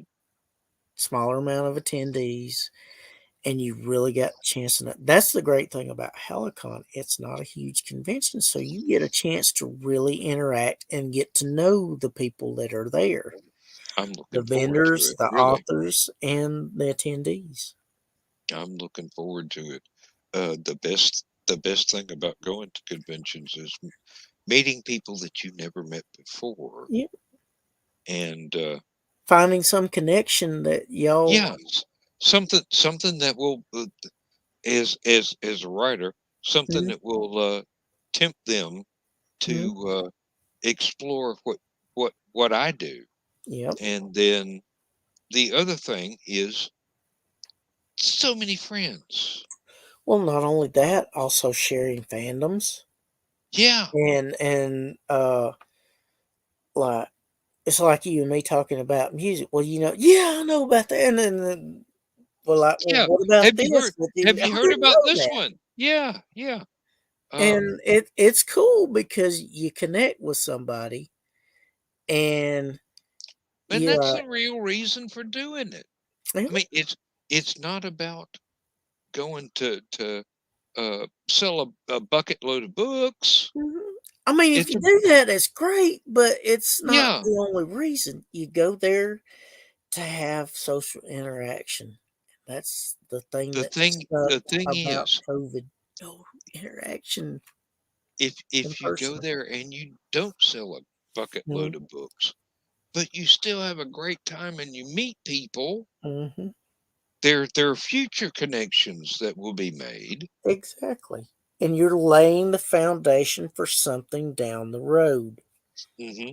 And It's between the looking at it as the the short term and the long term, basically. Yeah. You're hopefully making some short-term gain, but you're building up long-term gain, which is going to serve you better in the end because it's a steady audience and it's a audience that has the potential to grow you just from word of mouth because it's still a good review on Amazon or any other thing that where you can give reviews for books, and word of mouth are the best tools for author to grow their Yeah. audience and their works. The nice thing is fans talk Yes. and people listen. And if I like something or someone, I will promote their stuff. Even if it's not a genre that I am, say, a huge fan of, like, hey, I don't normally like the stuff, but this seemed pretty interesting, and this author is a cool person, and I know you like this kind of thing, so you need to check them out. Yeah. Yeah. This is not my cup of tea, but this guy's really cool, so maybe it's worth your while. And I know people that, like I said, are into more of stuff that I may not be exactly in, and there's certain things that I don't like, but there's been a book or two along those lines that are like, hey, this is pretty dang good. Mm-hmm. That's what I say about Stephanie Osborne. She's got so much stuff out in so many different directions. There's bound to be something. And she's so brilliant, and she can explain. I know she just can captivate an audience. The great thing about her is she can break down difficult things to explain in a way that people who couldn't understand it can kind of comprehend and grasp. Mm-hmm. Yep. That is a wonderful skill to have. Oh, she's outstanding that way. I mean, she'd be blushing if she saw this, but oh no, she'd be going, oh no, she'd be don't, gushing too. don't. She'd be doing a little bit of blushing, but she'd be doing a lot of gushing. Oh, she is one of the sweetest ladies I've And ever met. she has some of the coolest panels, and some of her little short stuff is fast, especially her science stuff.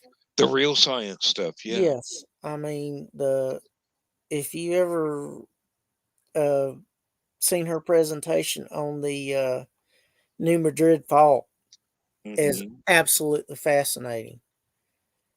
The super volcano under Yellowstone. Yellowstone. Yeah. I mean, Stuff that'll make shaking all you think. over. Yeah. Yep. She's one of the most outstanding people that I know, and she's not alone. I mean, there are people like Les Johnson that does science panels at LibertyCon, and Les Johnson is so knows brilliant.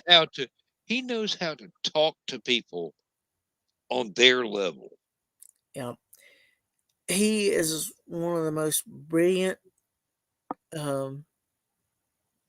non arrogant people I can think of off the top of my head. Well, he's so He damn is so down to earth and unassuming. We said that at the same damn time. Yeah. Exactly. He's so nice. And I will tell you one that's got a little more grit and fire to him, but is also equally entertaining, is Travis Taylor. Oh Lord, yeah. Travis and I can talk Farm Boy together. I mean, good grief.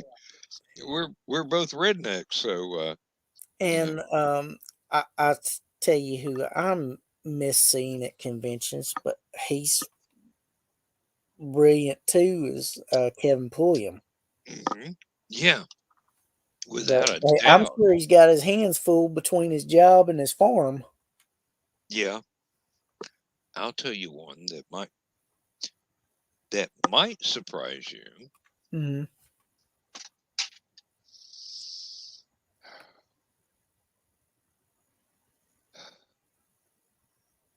Let me go get another beer. I'll be right Okay, back. I'm going to leave you hanging. that's uh, fine. yep. I'm not even going to turn off the camera. I'm just going to set the headset down. Okay, The house is quiet and everything is still. nice.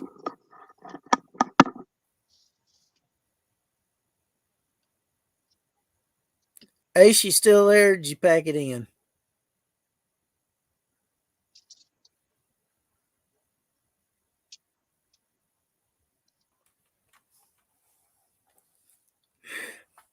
Probably packed it in.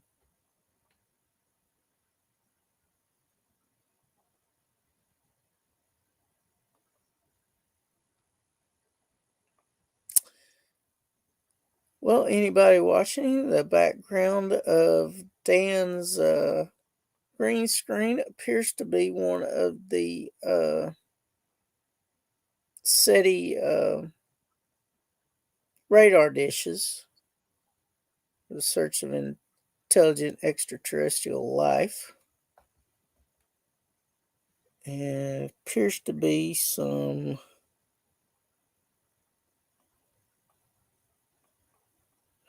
I'm guessing 6-ton trucks. Those were popular for carrying equipment and soldiers back in the day. It's obviously someplace out west.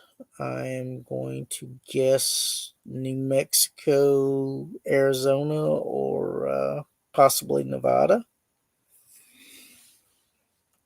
Um, looks like a fairly clear day, and I'm not exactly sure what that white structure in the background towards the right side of his screen is, but there's obviously access road there, and you can see some shrubs and bushes, and probably some sage and tumbleweed there too, in the vegetation there. Um, Obviously, they don't get as much rainfall out that way, and I think a lot of the moisture they get comes from snow melt in the wintertime. Uh, like I said, it looks to be a fairly peaceful scenery that they took of the area that day.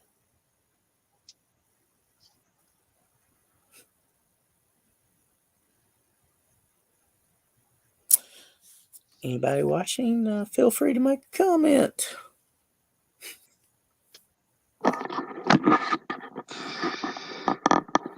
Welcome back, Dan. I was And basically describing the imagery of your green screen oh while you yeah, were gone. well, I've actually been there. I actually took that photograph myself. Okay. It is out past Socorro, New Mexico, on the way to Pie Town. That is the very large array of radio telescopes out in New Mexico, and it is a great place to see. And I understand they actually do tours and things that will explain it a whole lot better than I could. But If you those go those back things and listen to the those replay, you'll be amused because I said I'm guessing that's either New Mexico, possibly Arizona, or Nevada, and it appears to be one of the yeah. radar dishes for the SETI project in the search for intelligent extraterrestrial life.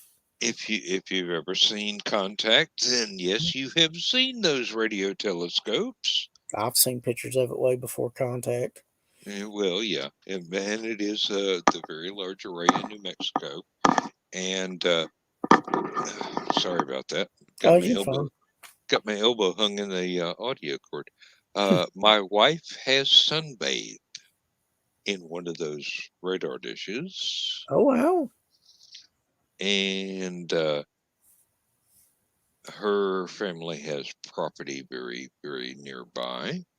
Mm, Um, I think it is in the care of her oldest, her her only son, a mhm, biological son, mhm, and it's somewhere.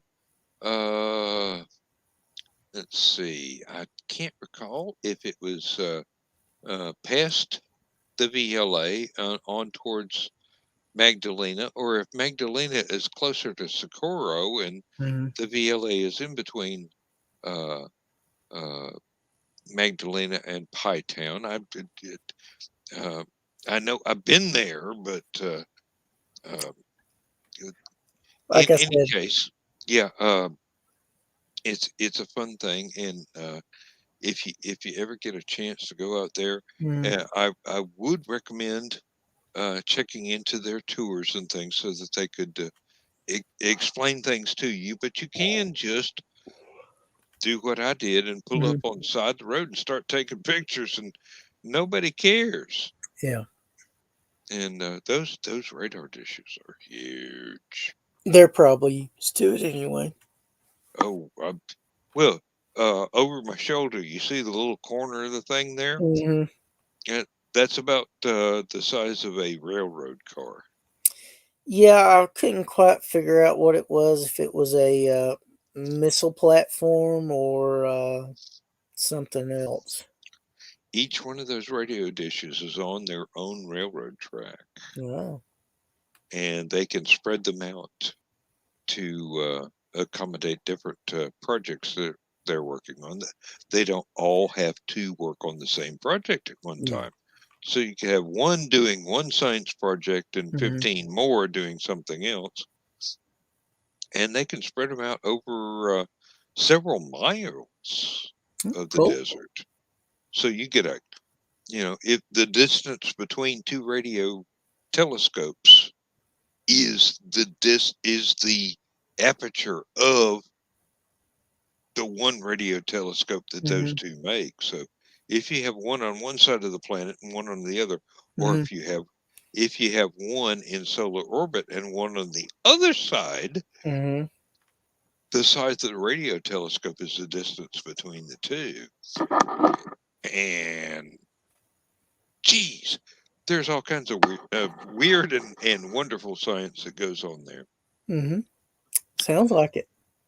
Now, as to the fellow I was about to mention, who is one of the most fascinating writers I've ever met, and everybody thinks he's a jerk, and they're wrong.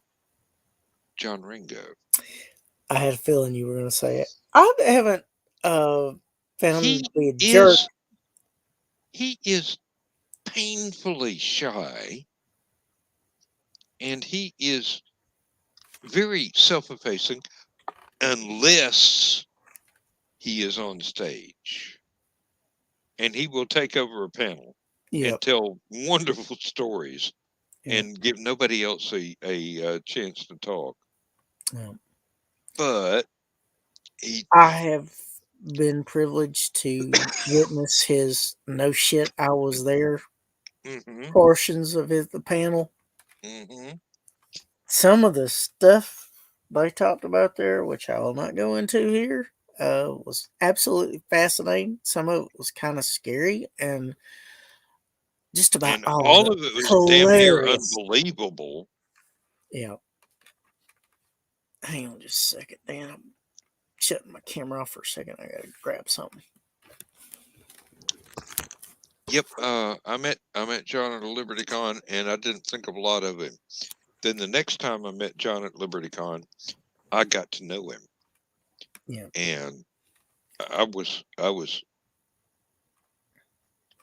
astounded that I had been so wrong Yeah. about his character, and I he He's a pussycat. He's a really, really nice.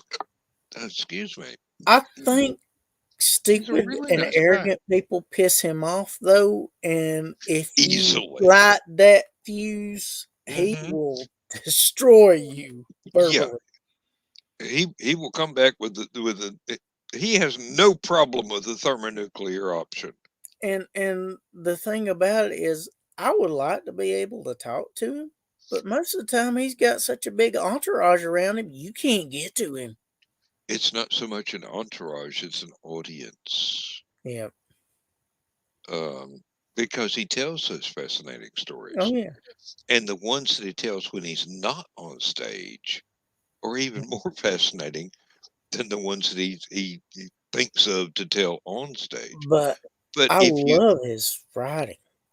if you if you ever get a chance to just sit down at a Mhm. bar with him and have a couple of beers and just talk Yeah. to him one on one with nobody trying to get his autograph or nobody Mhm. going, yeah. He's just the most down to earth guy, and he's actually quite shy. But if something interests him though, and see him perk up and just Oh, he lights up like a lighthouse. Let me tell you. Yeah, and his wife is she is so unique, sweet. amazing, She uh, is so sweet.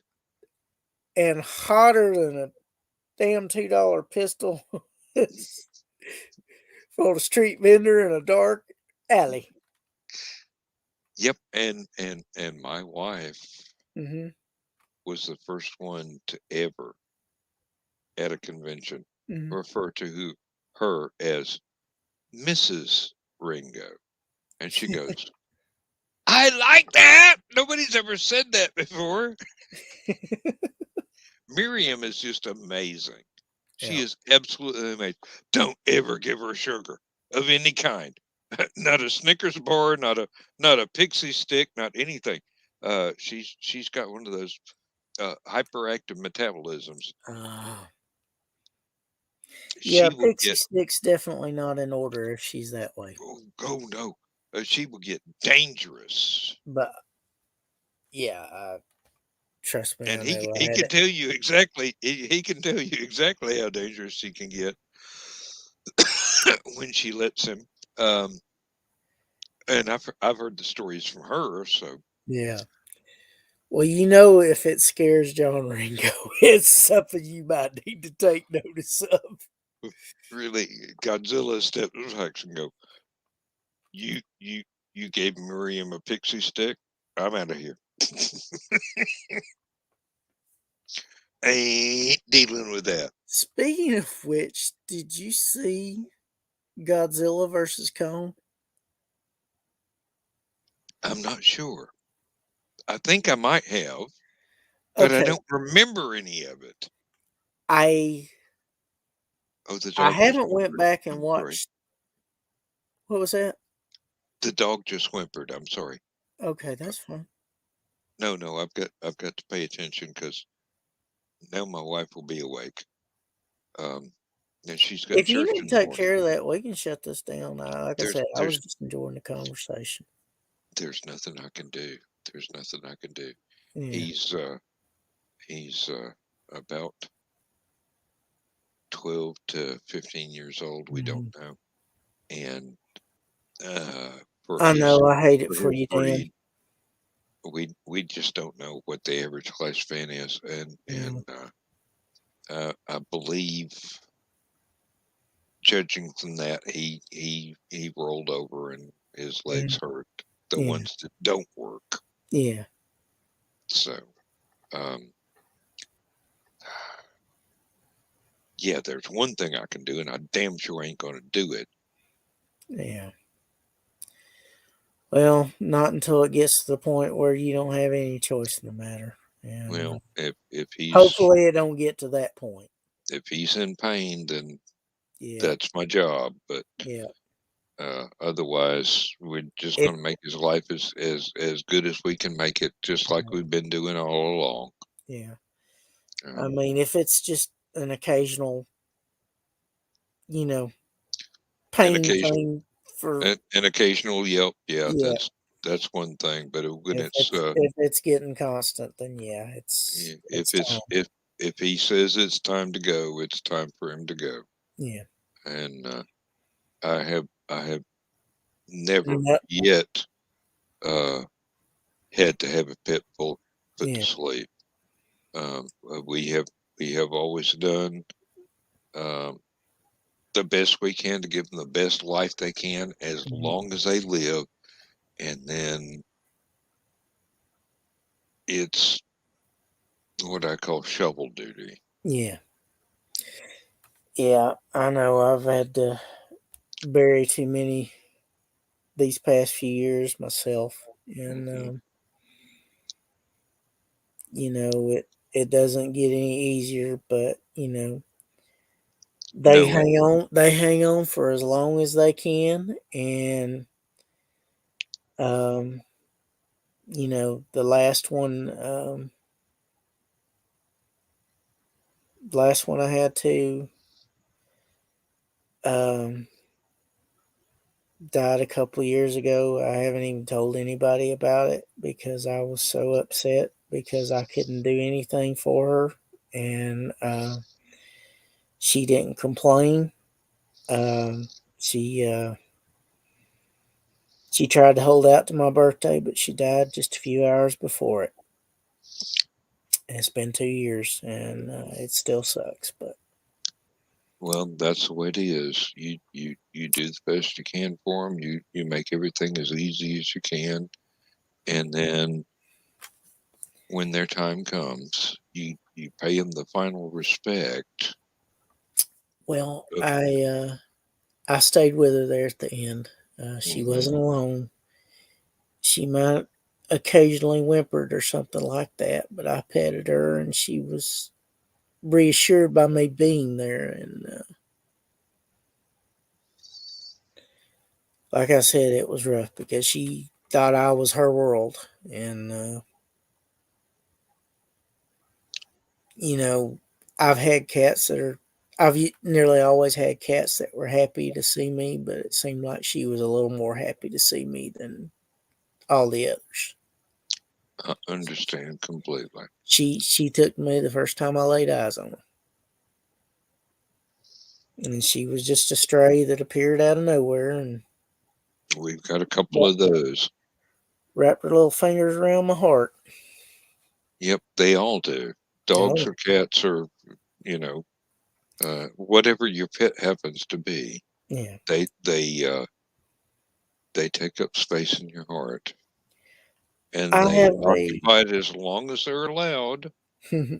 And then when the time comes, yeah, you have to pay them the final respect and get the shovel out. but I had an author friend that recently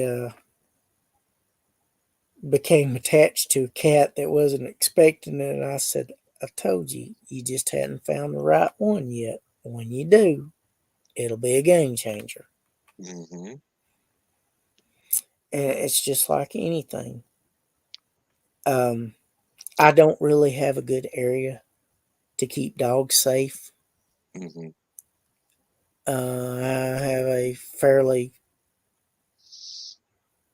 heavily trafficked area not too far from my house. And um, I am not able to stay home with them as much as they need because dogs generally need more attention than cats do. Yeah. And it's cruel for me to be away from them that much, and I won't do it. Whereas cats are generally more independent and capable of being alone, Hmm. but that still doesn't mean they can't be affectionate and loving. I know. I know. Because I have a boy cat that occasionally, or fairly often actually, will cry when I leave to go to work. but he's happy to see me when I come home, and it makes I try and make up, and give him as much attention as he can handle for a little while, and then he's okay. He goes gets himself something to drink or eat, and Lynn's he'll got either come back and then stay with me for a while, or he'll get off and he'll come see me later on. Lynn's has got one that came up out of the woods. He's pretty much feral, Yeah. but she's been allowing him inside the house, Mm-hmm. and over the last couple of days, Mm-hmm. he kind of disappeared, Mm-hmm. and he came back, and he's hiding Mm-hmm. underneath the bed, and we figure something chased him, Something and scary. he just barely got away, and he came back. Yeah. He just yesterday allowed me to pet him. Mm-hmm. And usually, if I stand there and look at him, or Mm-hmm. if I reach out to him, Mm-hmm. he would jump down and run away. Mm-hmm. Whereas he'll sit in her lap. Mm-hmm. But he he sat there and let me pet him, and um, uh, I'm one of those people where Mm-hmm. animal magnetism Mm-hmm. is a real thing, because I attract animals, because Mm-hmm. dogs and cats and Yeah. everything else just kind of just they go, oh, wait a minute, it's you. Uh, okay, and I've, we've got like 12 or 13 outdoors right Mm-hmm. now, and the the the dog inside, Mm-hmm. and there is there's Austin ostensibly a dog pen, Mm-hmm. chain link fence Mm-hmm. that is bigger than our house, Mm-hmm. that the outdoor pets live inside, Mm-hmm. protected from the coyotes and whatnot. Yeah. So Well, uh, I've had some outside cats that I didn't really get close to, but I wanted to. But there's something that's getting them, whether it's a coyote or wild dogs traveling through the area. or an owl. Yeah, and there's one night I came home and there was like 5 or 6 of the most adorable kitties, and they were all bundled up, cuddled to each other on the front step. And a few days or weeks later, that they were all gone.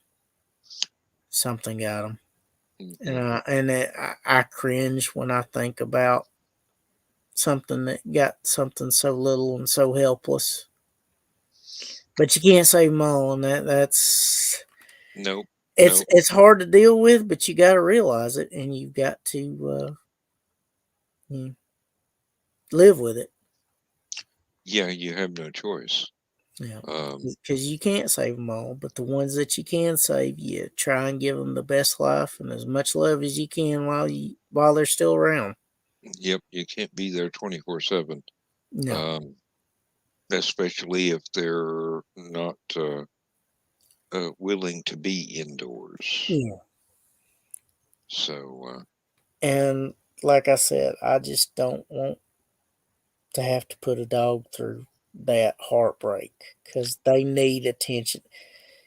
Like I said, cats want attention when they want it, but they can handle you being gone to work or whatever. and dogs suffer from Yeah, separation anxiety when you're gone. exactly. And that's that's hard on their heart and their health, Hmm.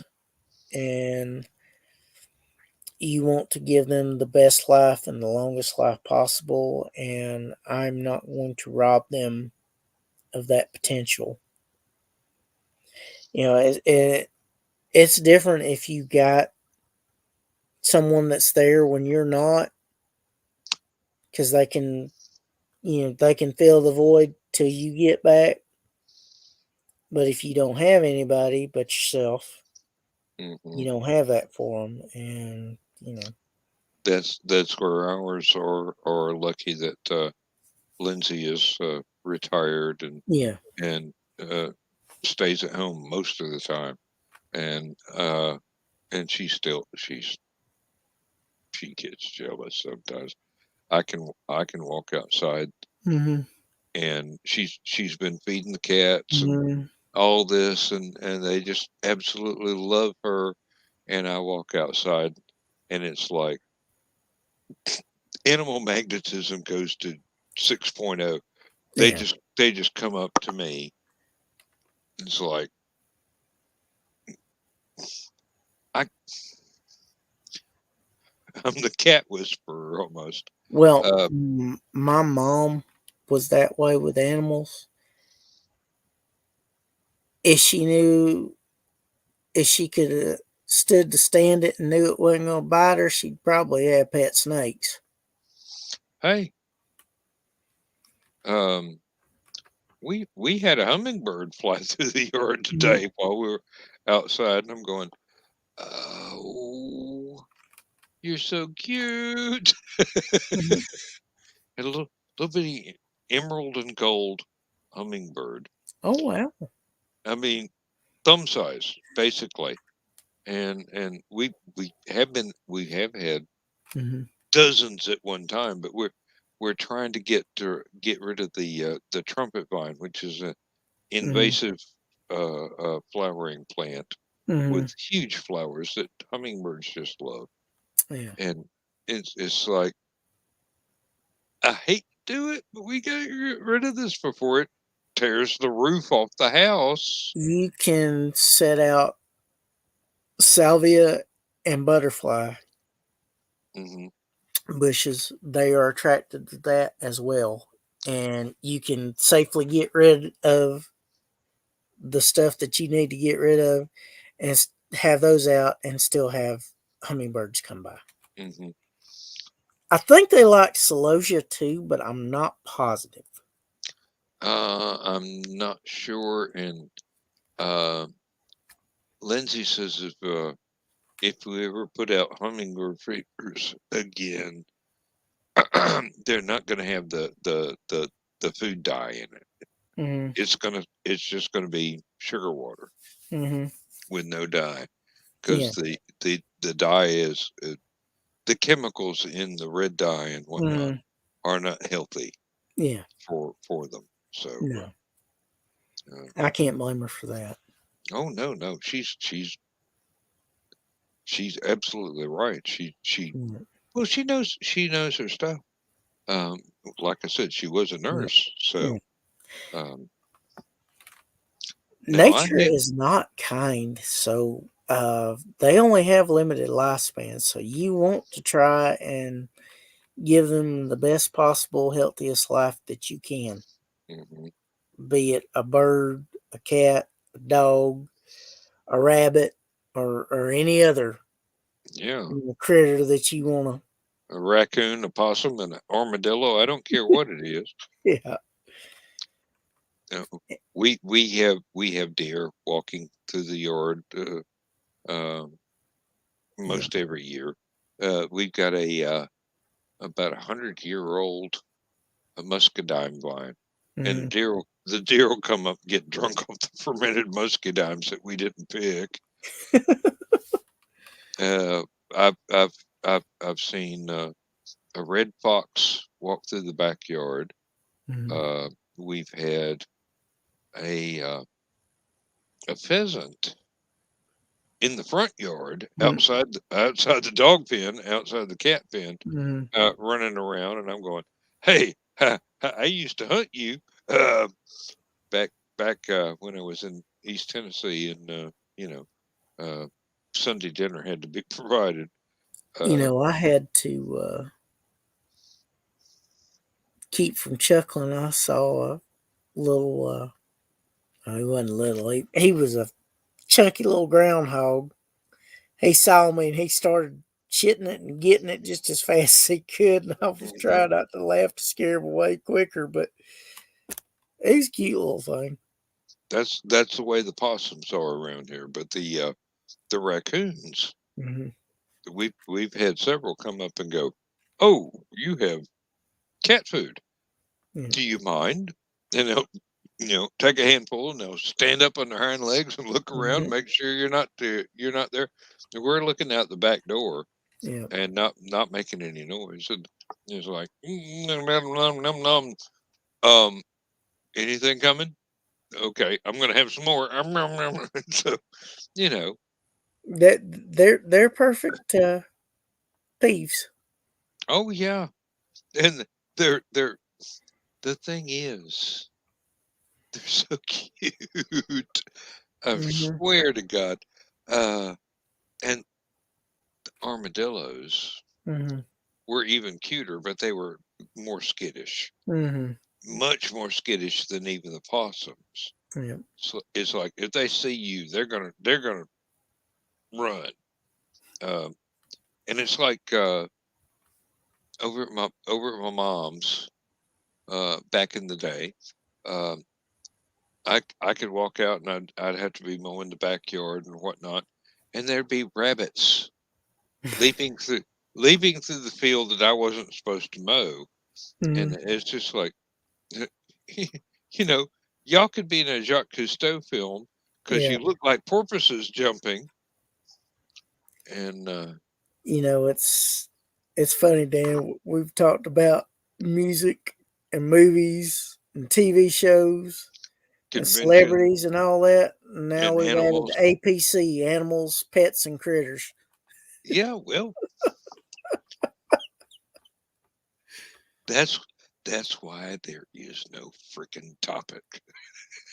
We don't care. It's just We don't, whatever we don't comes need up, those.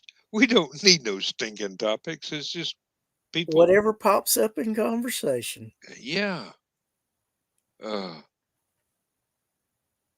Lord help us if we ever talk about Betty Page, because I'm going to be going, hey, let me go get this poster.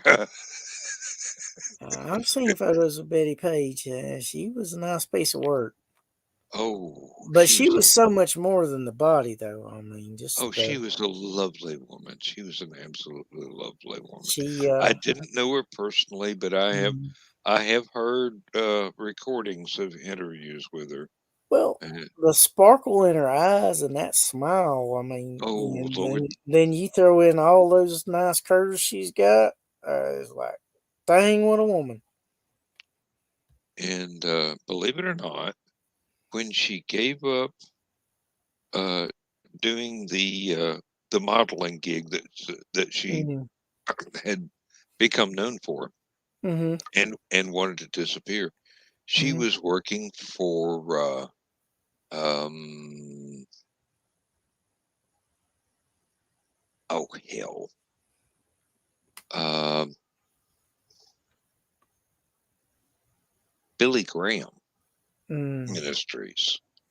She was the Wow. secretary for the Billy Graham Ministries, and nobody knew she was Betty Page, even though she was going Wow. under her own name.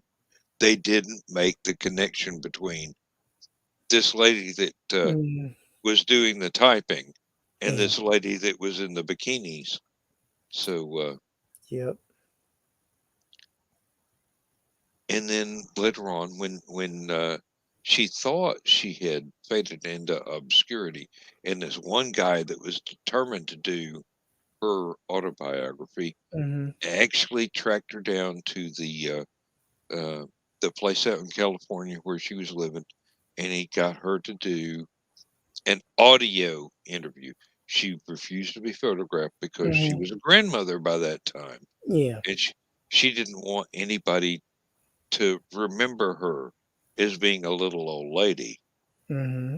And he's going on with all the utmost of respect Mm-hmm. and asking her decent questions about this, that, and the other thing. And you could just hear her voice, and it's like, my God, if if those old photographs had included a voice clip, Mm-hmm. there wasn't the world would not have been able to Yeah. withstand the cuteness. It's just, oh Lord, honey, you're so adorable. Even at 80, whatever.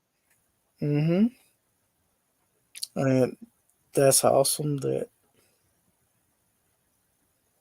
Yeah, this guy just, and he didn't want anything but to tell her story. And he finally got a chance to do so. Just a tremendous lady. Absolutely, that's awesome. absolutely just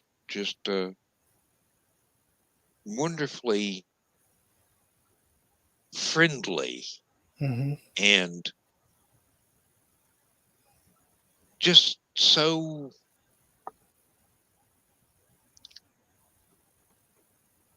what is the word?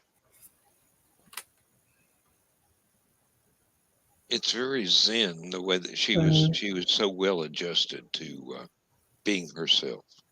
Now she had some very unfortunate and horrific experiences in her life, and she didn't let that ruin her outlook, Yeah. her bubbly joy of being alive and everything. Yeah. So, and here we've gone off into another tangent that nobody will ever expect. Well, I mentioned earlier that 96 Rock had a page on Facebook and they're doing an internet thing. I just Hmm. sent you an invite to like the page while I was thinking Okay. about it. Hey, you could have put it right here in the group. I mean, good grief. Uh, I'm I'm sh- I'm sure our one dedicated listener would have, unless that's you, would have Yeah. enjoyed that. But yeah, 96 Rock was a staple of my youth. I The used to the only love the weekend whistle. Oh, that was the one thing I couldn't stand. It's Friday, and it went on for hours. Well, they cut out some of the stuff but I love. They did edit it down shorter, so it was only about 15 minutes. But when Well, it when they started it, they just kept going and kept going and well, kept going. they cut the part off about. Um, they might have still had the part about where the we were chained to our chairs and the dictated equipment started asking us questions. And Hmm. but the part where he goes, but we busted that slave driver's little bitty ball, they cut that out of the. Eventually, yeah, they had the original part, but Mm, I think they cut the escape part down a little bit. yeah, but it was like I said, it was just I got a Uh, kick out of it, especially where the dictating equipment started asking us questions.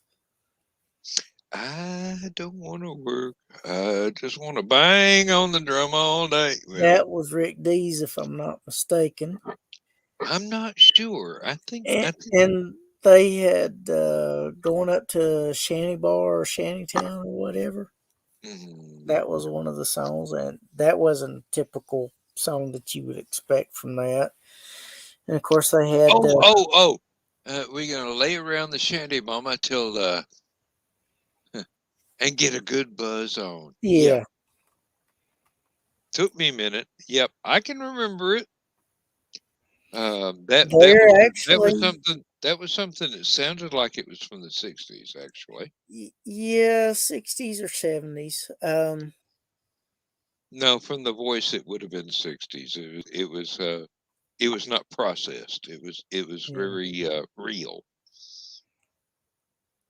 Well, the one thing that I liked about especially the later 70s and the 80s was the production values and how smooth everything sounded.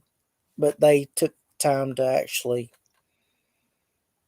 try and get the song as good as they could get it. Hmm.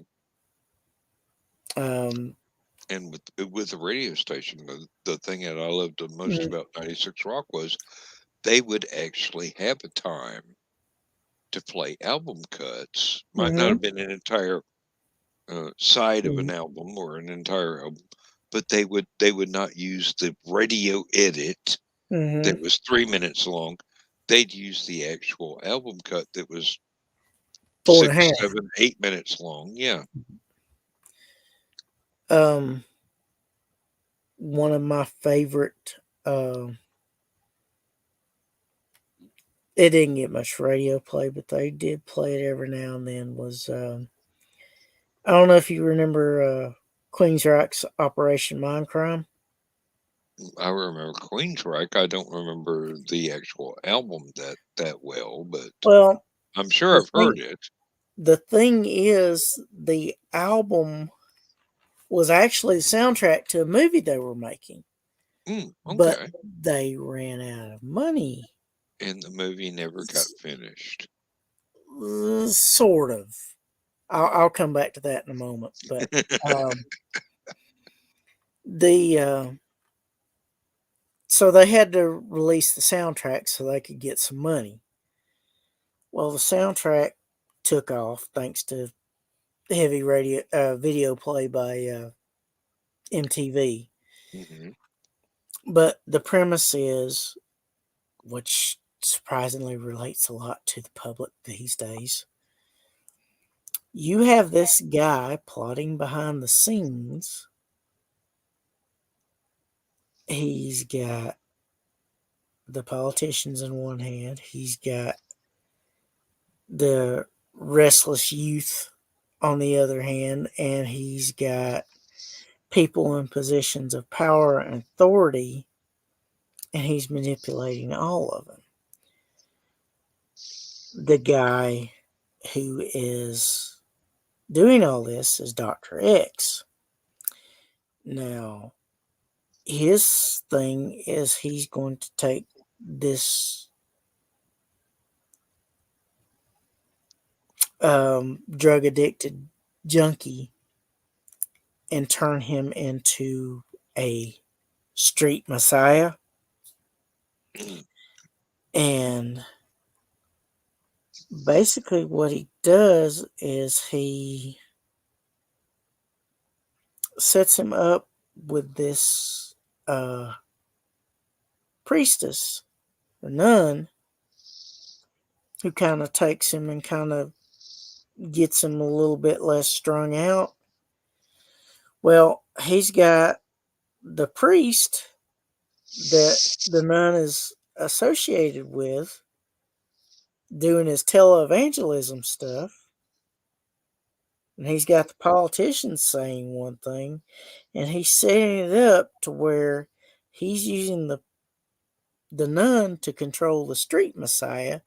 And when the right time comes, he's being programmed to where he sets all this off and takes Okay. over. But naturally, things don't always go the way you intend for them to.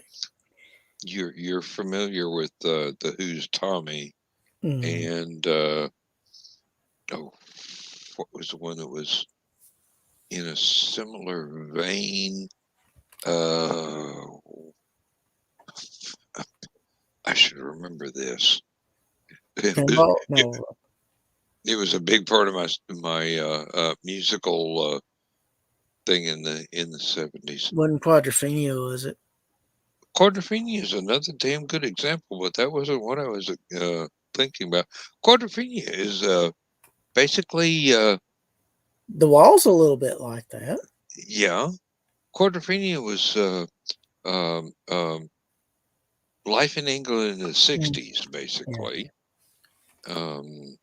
The Wall was, I think that stretched from the 50s to the 80s. Well, some of the stuff actually went back to World War II. As Roger Waters lost his father in World War II, and that's what Goodbye Blue Sky was basically about. They did draw from all kinds of influences that they had. But anyway, let me get back to my story before I forget my train of thought. Go right ahead. I'm sorry to interrupt. No, that's fine. But the album became so successful, they sort of finished filming it, which they put into their live shows, because they were the one act that I got to see at the Omni before they tore it down. Mm. And I had never seen so much leather and women in tight outfits up to that point in time in one place. Now, how old were you when you had this I experience? was I was almost 20. Almost. Yeah. No, wait a minute. Let's see. No, it was well, it was around. I think I was 19 actually, because it was right at the time they released Empire, the follow up, which they were really riding a wave of. But they did some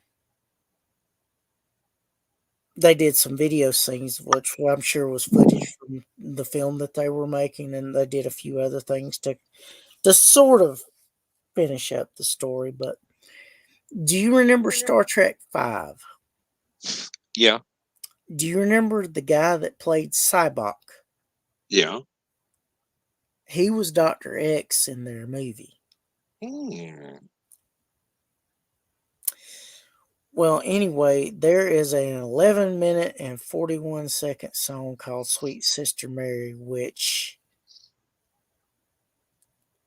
the Street Messiah has been instructed to kill Mary, kill the The nun, nun. and her name happens to be Mary. And she was a former streetwalker that the father priest sort of groomed. Yeah, and I don't want to get into all the details, but there's a scene where it's raining and you hear the music playing in the background. It's actually a pretty cool song where it says, "Kill the nun." It's like, "Kill Mary. She's a risk, and get the priest as well." And then it starts off playing into the thing, and there's this amazing vocalist named Pamela Moore that voices Mary. Yeah. And you got the tension between the Street Messiah, Nikki, that is torn between wanting to do what he's instructed and falling in love with Mary. And some of the vocals are just so powerful and moving. And Jeff Tate was on the top of his form with his voice back then. It's a cool song if you ever get a chance to listen to it. The whole album's cool. There's I'm one sure song I don't care for on it, but well, there's always it seems not to matter which artist it is, but there's always one that doesn't mesh up with the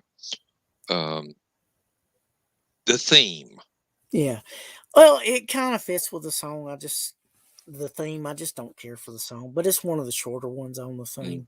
And it basically it's a flashback story because it starts off in the aftermath and then it goes through everything that happened and goes back to where he is now because he'd forgotten, but he remembered. Yeah. And they stayed away from that album, but they finally did a sequel, Operation Mindcrime 2. Wasn't quite as good, but this time they got Ronnie James Dio to play Dr. X. And That man's got a voice. And they got Jeff Tate back before his voice kind of went downhill a little bit. And I got Ronnie James Dio before he got to where he couldn't sing anymore. And the interaction between them going back and forth between the songs is pretty cool. Oh man, I could go on all day about music with you. I don't know how familiar you are with Alice Cooper, I and like I Alice. hmm, I like Alice a lot. Some of my favorite songs I actually learned because of watching him on the Muppet Show when I was really little. oh yes, I remember exactly the one. But when he did You and Me, Hmm. and the Muppets were doing the sweet but creepy look, it sticks with an impressionable young kid. Oh yes, oh yes. And Um, Clones is so catchy. yes, it is. Yes, it is. And that's one of the 3 albums he doesn't remember ever recording because Oh he was no. so drunk at the time. And I loved his contribution to the soundtrack for Friday the 13th, Part 6, Mm. where he's back, he's the man behind the mask. Hmm. Yep. And of course, his bit in Wayne's World 2 was just so cool. Um, Where they're actually getting to see him, and where Mike Myers and James Hong are doing the we're dub not, where are spoof. they?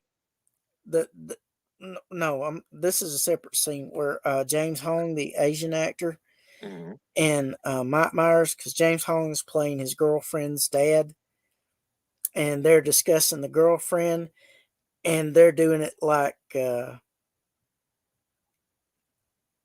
the dubs of the martial arts movies, and they're answering the phone and they're doing it like the punches, like, wait, I have call waiting, boom, boom, boom. And it's hilarious. It's so cheesy, but it's such an homage to people that got into those dubbed martial Hmm. arts films. Oh yeah, yeah. That and the scene with Alice Cooper are the two best parts of Wayne's World 2, in my opinion. Well, Alice has this wonderful sense of theater that he brings to not only the shows but to the albums themselves. And with the albums, when you're just you only have the music, Mm-hmm. you the theater part happens inside your head, Mm-hmm. and it's just Because if you've ever seen him before, you can visualize what he it, may or may not be doing for this song. mhm. um let's see. Because he was kind of shock rock. Well, in fact, I did not get to see all of the Dark Shadows movie from with Johnny Depp in it, but I Mhm. love the scene where the girl's suggesting things to liven up the place. Is like Alice Cooper is like, "Oh yes, I remember her well." Just like that's awesome. Ugliest woman ever. Yes. I remember it well. Yes.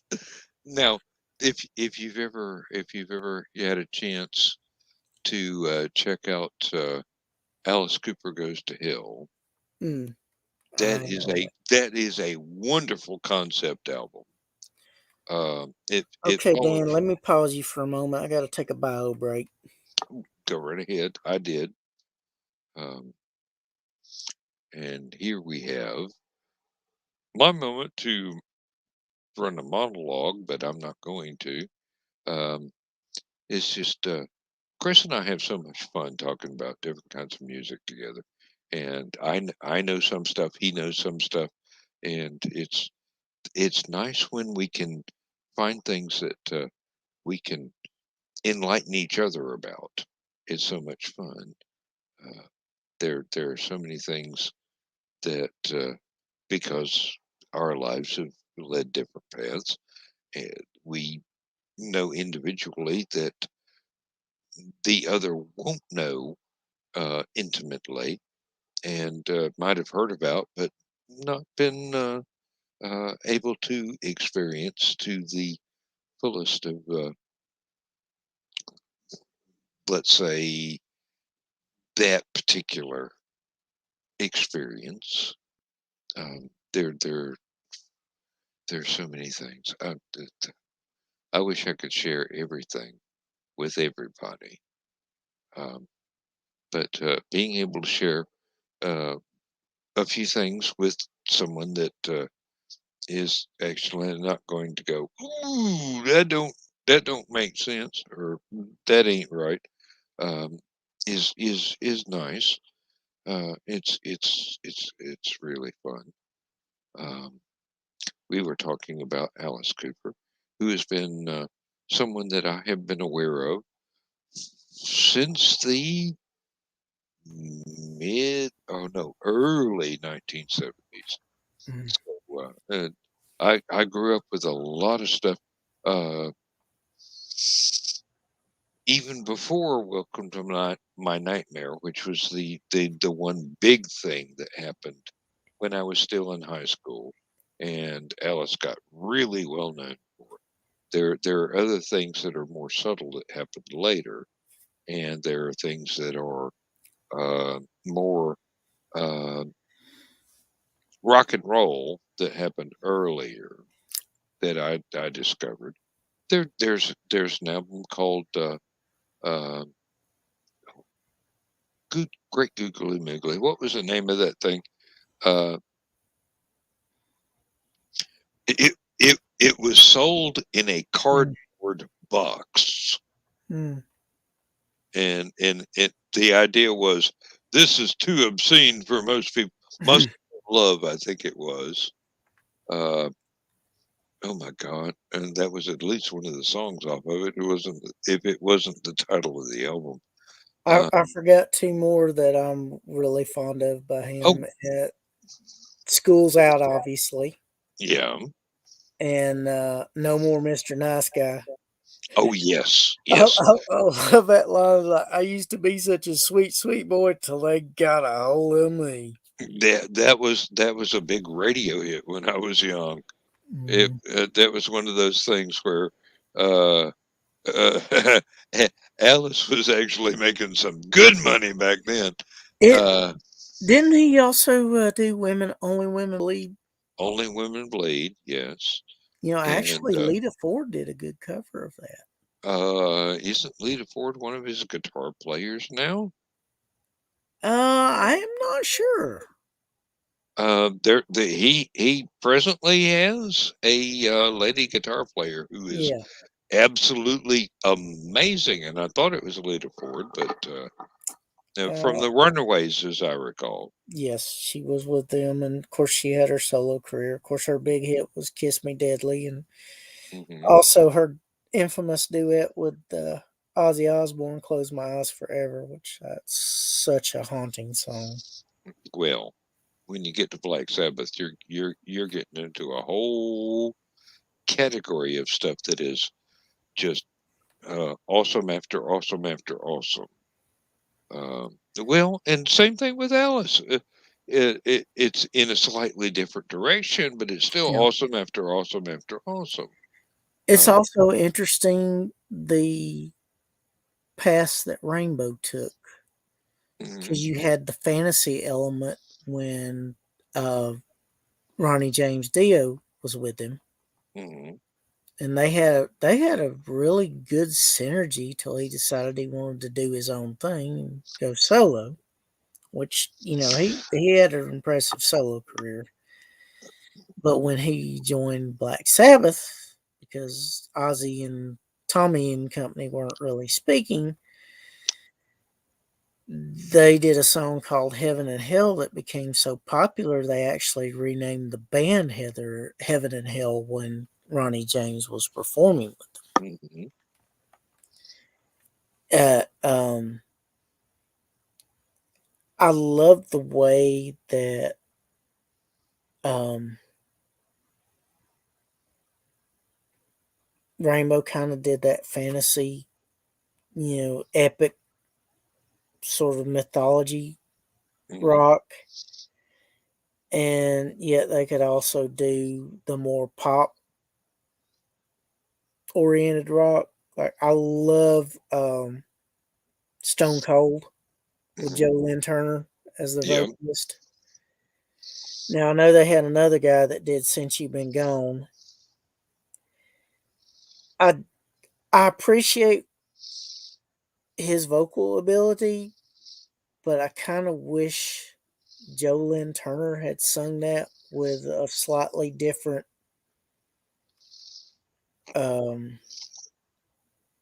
what's the word I'm looking, expression of the words, Yeah. because while I thought the vocalist, I can't remember his name right now, for Since You've Been Gone had a powerful voice, I like the smoothness of Jolyn Turner's voice. And of course, the musicianship was always top rate, because Richie was not going to associate himself with musicians that couldn't play. No, not at all. And he is one of the best guitarists, but his attitude and desire for purity of sound Excuse me. and making stuff made him difficult to deal with. Well, yeah, when you're an artist with a vision, Mm-hmm. you don't want to undercut any Yeah. of that. You want it your way, Mm-hmm. and you're willing to pay any price to get it done Yeah. your way, even if you've got to use a different set of guys for every cut off of whatever it is. Yeah. So. And if you do that, Mm-hmm.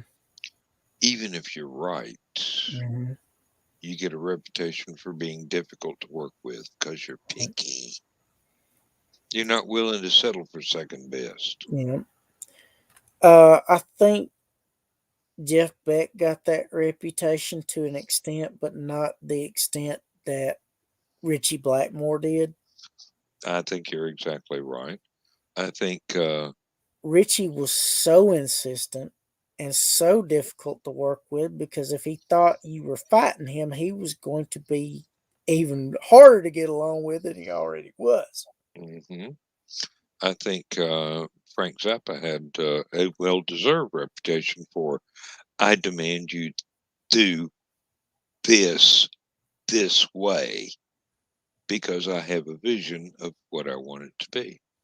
And I, except with maybe when he was working with Captain Beefheart, Mm-hmm. I don't think Zappa was ever wrong about wanting people to do stuff his way, Mm-hmm. because it was going to be amazing. Yeah.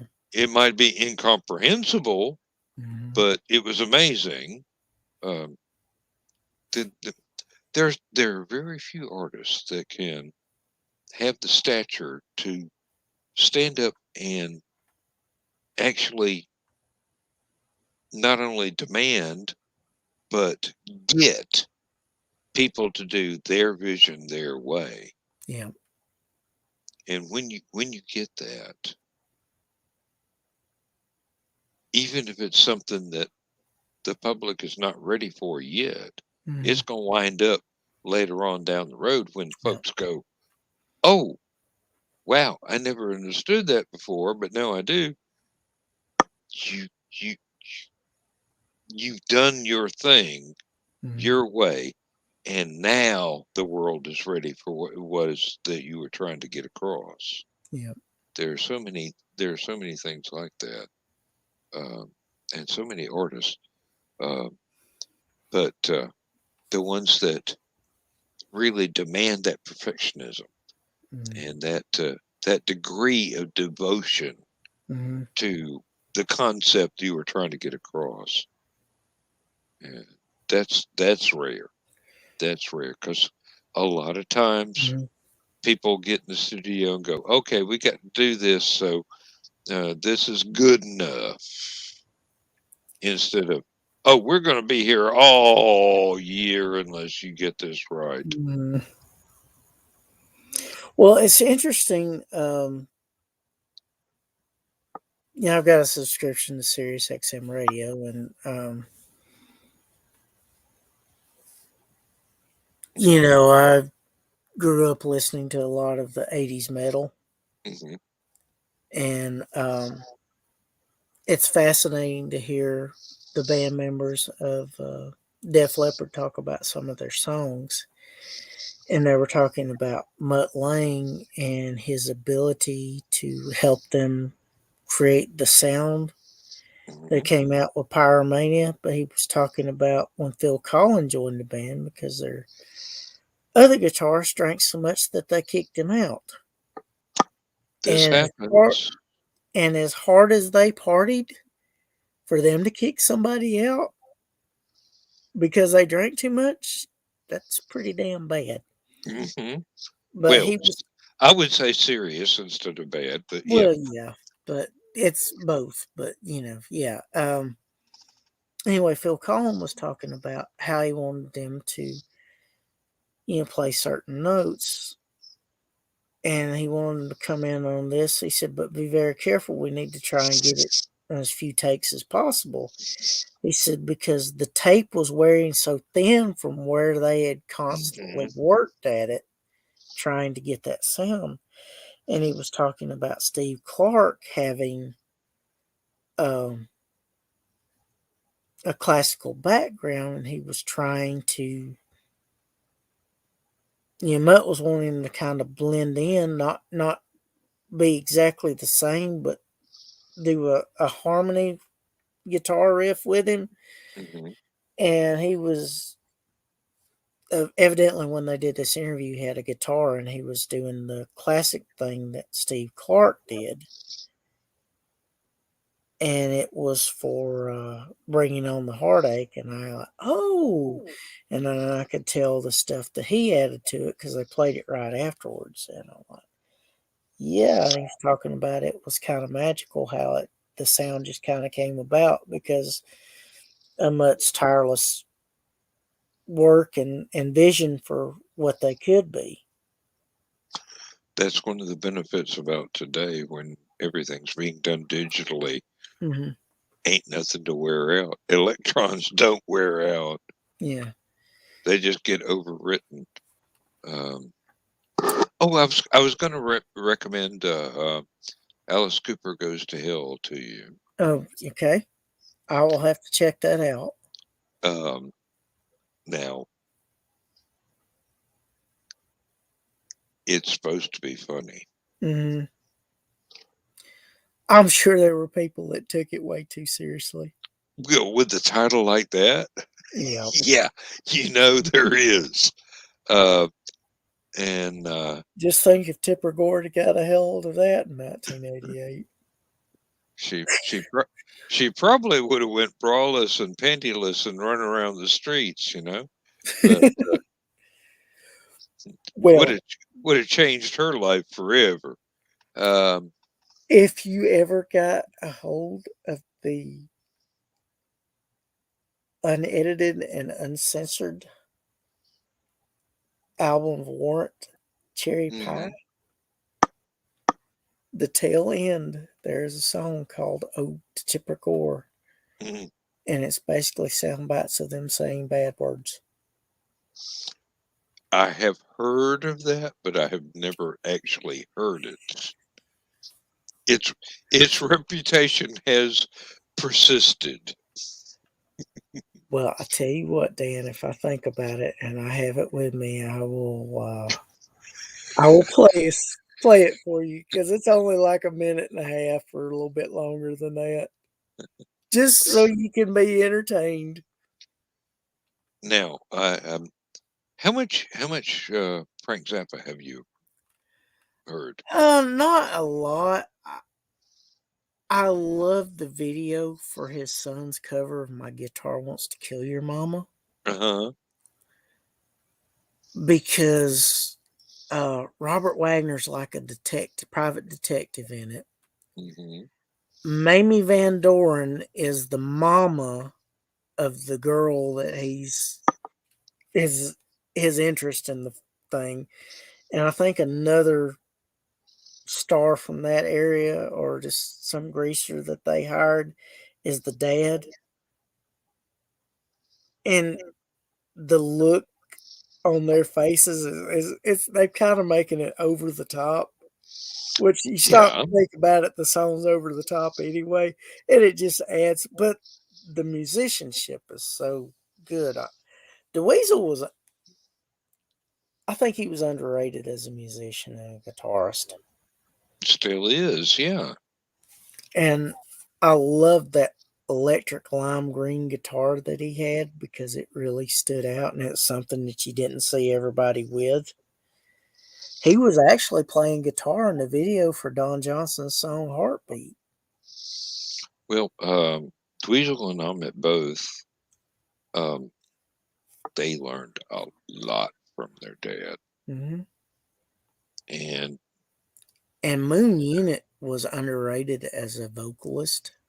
oh yeah, As she was such a good actress and a hot young actress mm-hmm. that, but anybody that thought she was just eye candy was sadly mistaken. Oh no, there's no way that you could be born into that family without having a genius IQ. And Genetics just don't work that way. There ain't no idiots possible in that combination of genetics. but in a weird twist of fate, DeWeasel was involved with oh,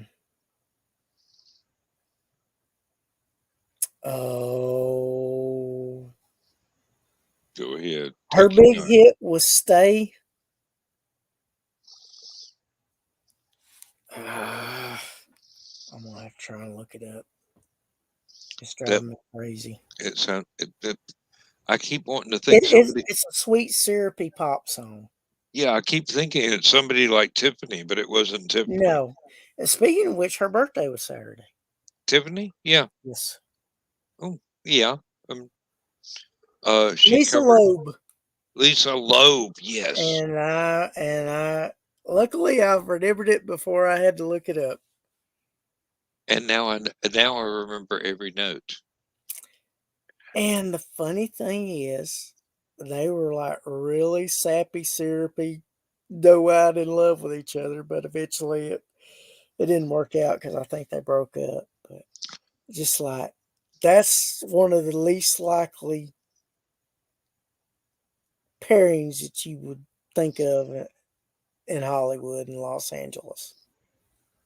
Well, given my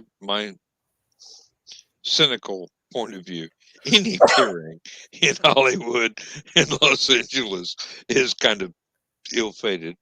Well, And it's like if anything works, I mean, hell, Kurt Russell and Goldie Hawn, who knew they would last forever? yeah. Well, you know why they do that, don't you? Because they're both really cool. Well, not only that, but they actually have separate houses that's connected by a walkway. So if they get pissed off at the other one, they can go to their own house. It's actually genius if you think about it. That's a grand idea. I wish I had another 5 acres here where I could do that. That way you cool off before you say something that you regret saying. And instead of just biting my tongue and going, Yeah. yes, dear. And puckering those lips and kissing the posterior literally or figuratively as much as you have to do to make amends. Yeah, I really would like to never have to disagree with my beloved ever. Yeah. But It's not a perfect world. We are both very strong-willed individuals, so sometimes we have opposing points of view on things. And you might occasionally butt heads. I might occasionally be too drunk to keep my mouth shut. Is what you're looking for. Well, it's like somebody said of talking about they discovered Ron White, and it's like I hate to admit it, but he's funny. And somebody said, Well, one of the great lines was, "I might have had the right to remain silent, but I did not have the ability to." Yeah, Ron White. Yeah. But as I like to say, do you remember the show Las Vegas? No, no, not at all. Well, anyway, James Caan was in it and several others. It was basically set in the casino and trying to show the experiences of people that work there and, were Oh, running okay. the place. Yeah. But Nikki Cox was hot.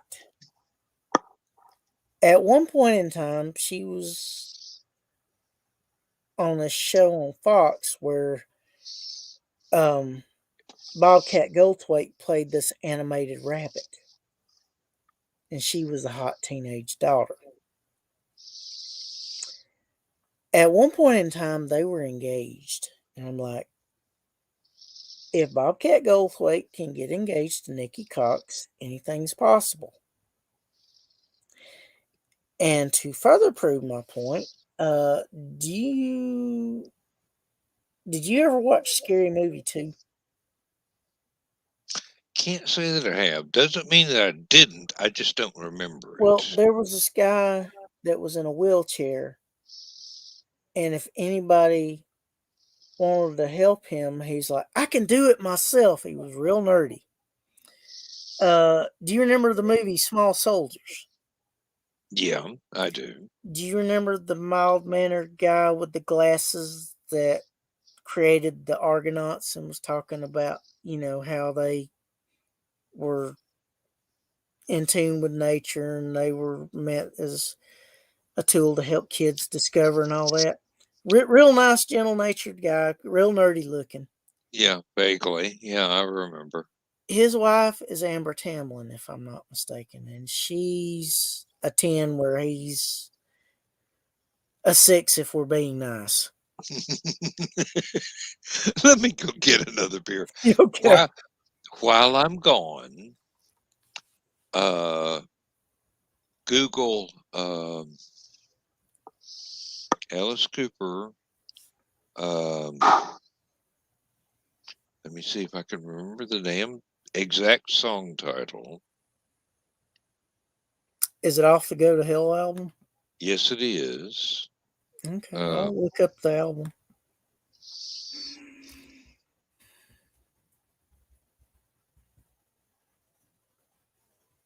Guilty is the name of the song.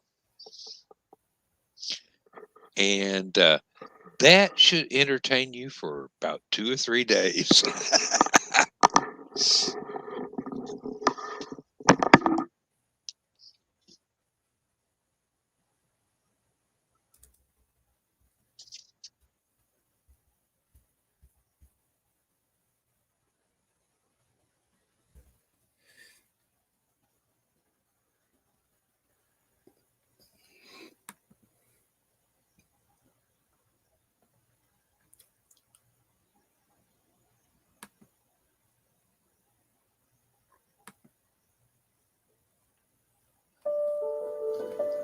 This is the checkers game where grandson and grand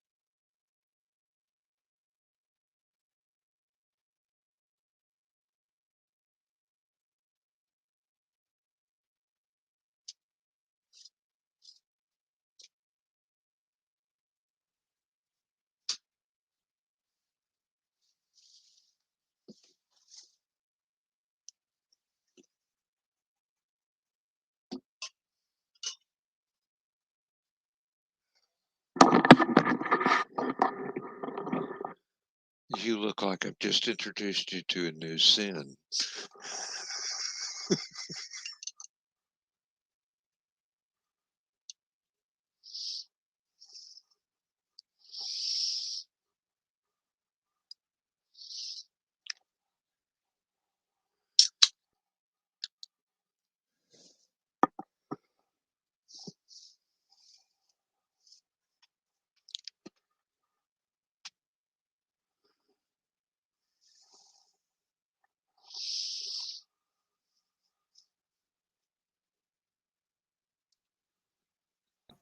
Pretty entertaining. For a minute there, you look like I just introduced you to a new sin. No, that was probably some of my catching up on Instagram. Oh, well, there's all kind of new sins over there. They Yeah, keep inventing stuff. Oh, Lord. yeah. There's a cosplayer that did a cosplay of Elvira, and she's got the figure to pull it off. Well, nothing's going to ever replace the real deal. No, but like I said, there's some nice, shall we say, tributes to the real thing. Well, anybody that um, has the ability to fill that dress Mm-hmm. is well worth checking out. Oh yeah, she's Now, it takes the sense of humor and the oh yeah. timing of the delivery of the jokes Well, to really get my respect. But this gal can do the sarcasm, and she oh, can do the if you get out of line, she can set you straight in a New York minute. And thankfully, I never get out of a line. Um, let me see if I I can. may be wildly mistaken about stuff, but I don't get out of line. Oh, okay.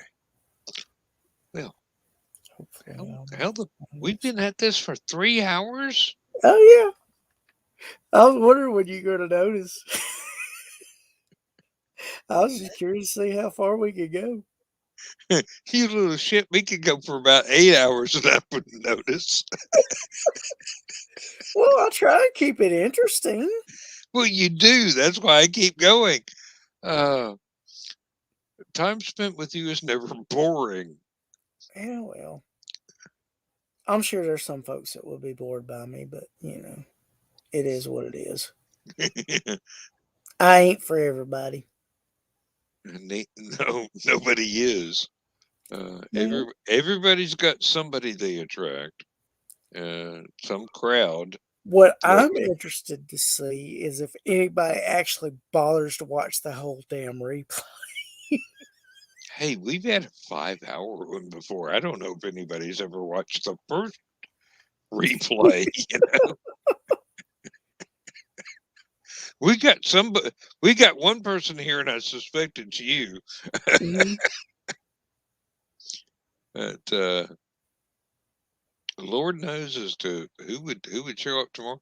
There was one we did that had like 15 views. I'm Yeah. going. We didn't have that many people on. I don't know if you can see this or not. Let me pull it off the charger. Okay. Well, I saw a cheekbone. Yeah. Oh, a little too far. There we go. All right. Pull back off. Hold on. Let me get the right.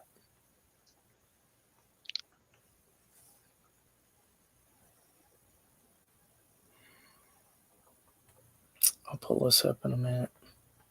Okay. Yeah. Now I can see a face.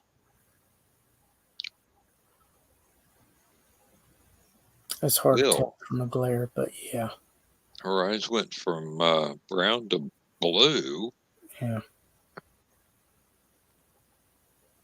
I think it went back to pause. Yeah, it's not going to let me pull it up again because they only have so many. But like I said, she does a dang good, true to the character. Just send me the link. Hell, that'll be fun. I'll look it up later. Yeah. Hopefully, while my wife's gone to church or something.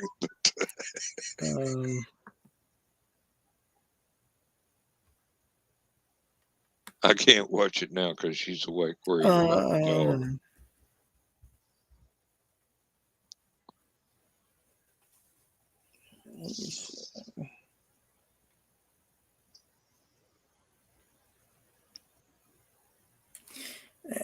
Let me. This will be in the private chat. Oh, go ahead and DM it to me. The private chat. I'd have to come back in here in Joe's Okay. thing to be able to see it. So. Okay, hang on a minute.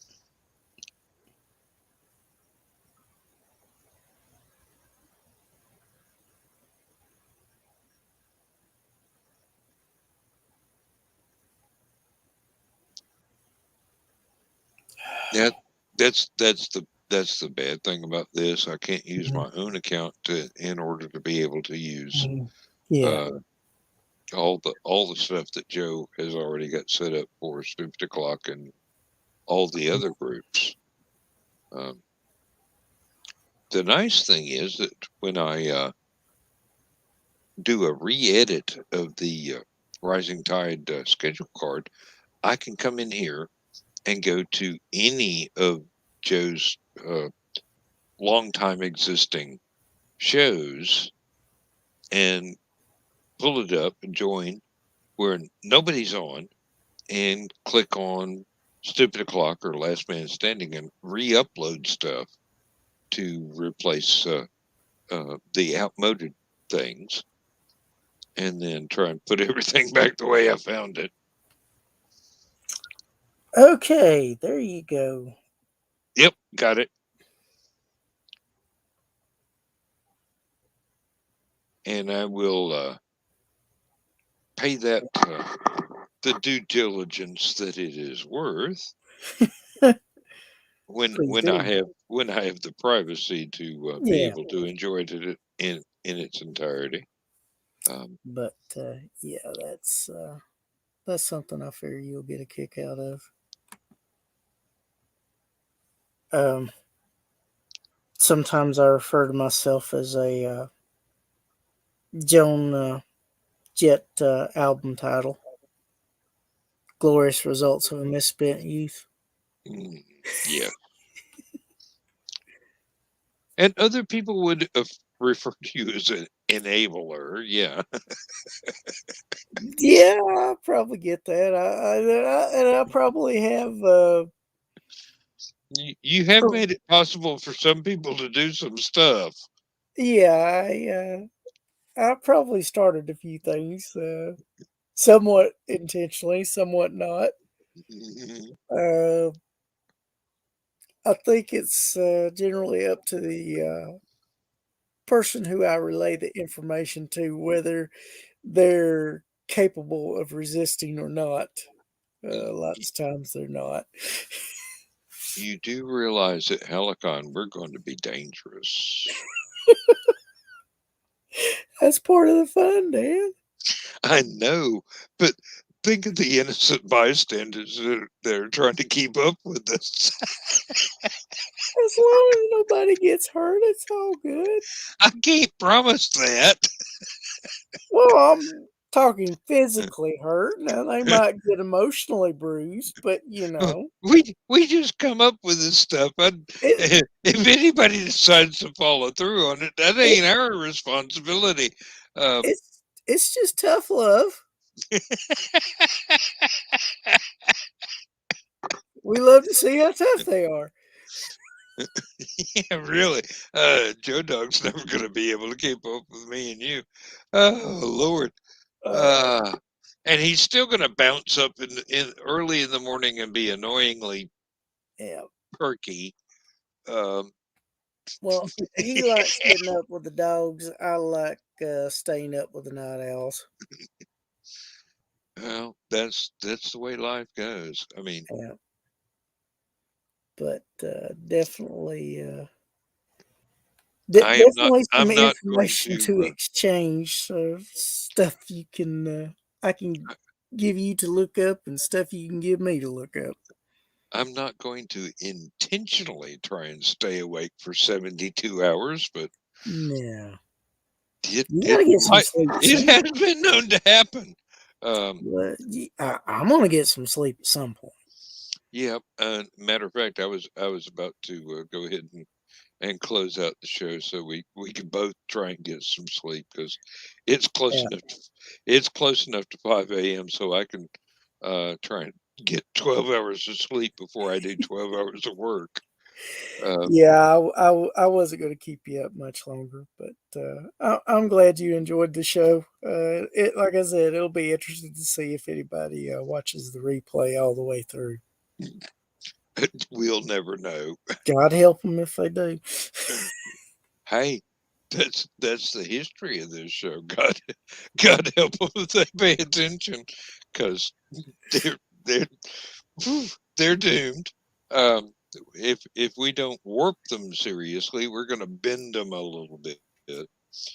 Their knowledge and horizons will be expanded somewhat, at least. Yes. Don't know if it's in the right direction or not, but you know. Hey, directions are their lookout. And Uh, well, you know, the whole point is to try and increase knowledge and pass it on to those who are unfamiliar with it. all we can do is provide references. We can't be held accountable for what they do with Yep. the knowledge they gain. Yeah, Uh, their moral compasses are going to have to guide them, and let's hope they're strong enough where they can keep them out of the most perilous areas. hey, I'm hoping their compasses are just spinning like a whirling dervish here. But Oh, I'm pretty sure if we put our heads together, we could really do that. But I'm a little bit too tired to do that right now. I So, I think we do it on a regular basis. Actually, all right, Dan, I'm gonna bring this to a close. I enjoyed it. I'm glad you got to do Last Man Standing after all, and so am I. So am I. yeah, I Let's look see. forward to seeing you in a few weeks.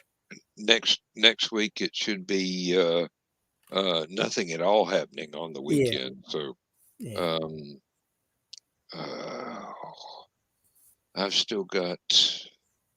Let's see. Tomorrow through Thursday, I think, Hmm. on night shift, and week after that it's going to be day shift, and Hmm. then just before Hallowcon, I will have to do one day Hmm. on day shift, and then come home Hmm. and try and uh, get my stuff together Hmm. so that I can drive up to Dalton, Yeah. and I'm taking the easy route. I'm not going through Atlanta, by God. Hey, there's other ways to get there. It might take you a little bit longer. Hey, I don't care if it takes me an extra 30 minutes. I Uh, have, I'd ra- I I'd rather arrive alive than in an yeah, ambulance. I So I got a friend who likes to say you can get to England in a rowboat. It'll take an awful long damn time, but you can get there in one. depends on whether or not you're going through storm season. Yeah. I Oh, don't think he was necessarily just talking about ships on the ocean, if you know what I mean. mhm.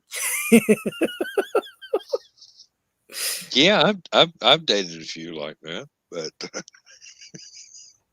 been a long time. Uh, But anyway, I will bid you good night, and like I said, I look forward to hanging out at Hallowcon. we are going to raise some almighty hell. Let me tell you. Don't tell nobody. It'll be our little secret. For a while, anyway. For about 3 weeks, yeah, and then the world will be amazed. All right. I hope you get some rest, Dan. We'll talk to you later. All right. Good night, Chris. Good night. It's always a pleasure. Thank you. Same here. We'll see you next time. All right. Let me. Where do I click on to end this thing again? Oh, down here. No, not the advert. I know it's in here somewhere. Must be this one. Folks, if you stuck around this long, you know how weird and wild we are. And thank you. Thank you very much for your time and your attention. It's always appreciated, and you are never overlooked. So, good night, everybody.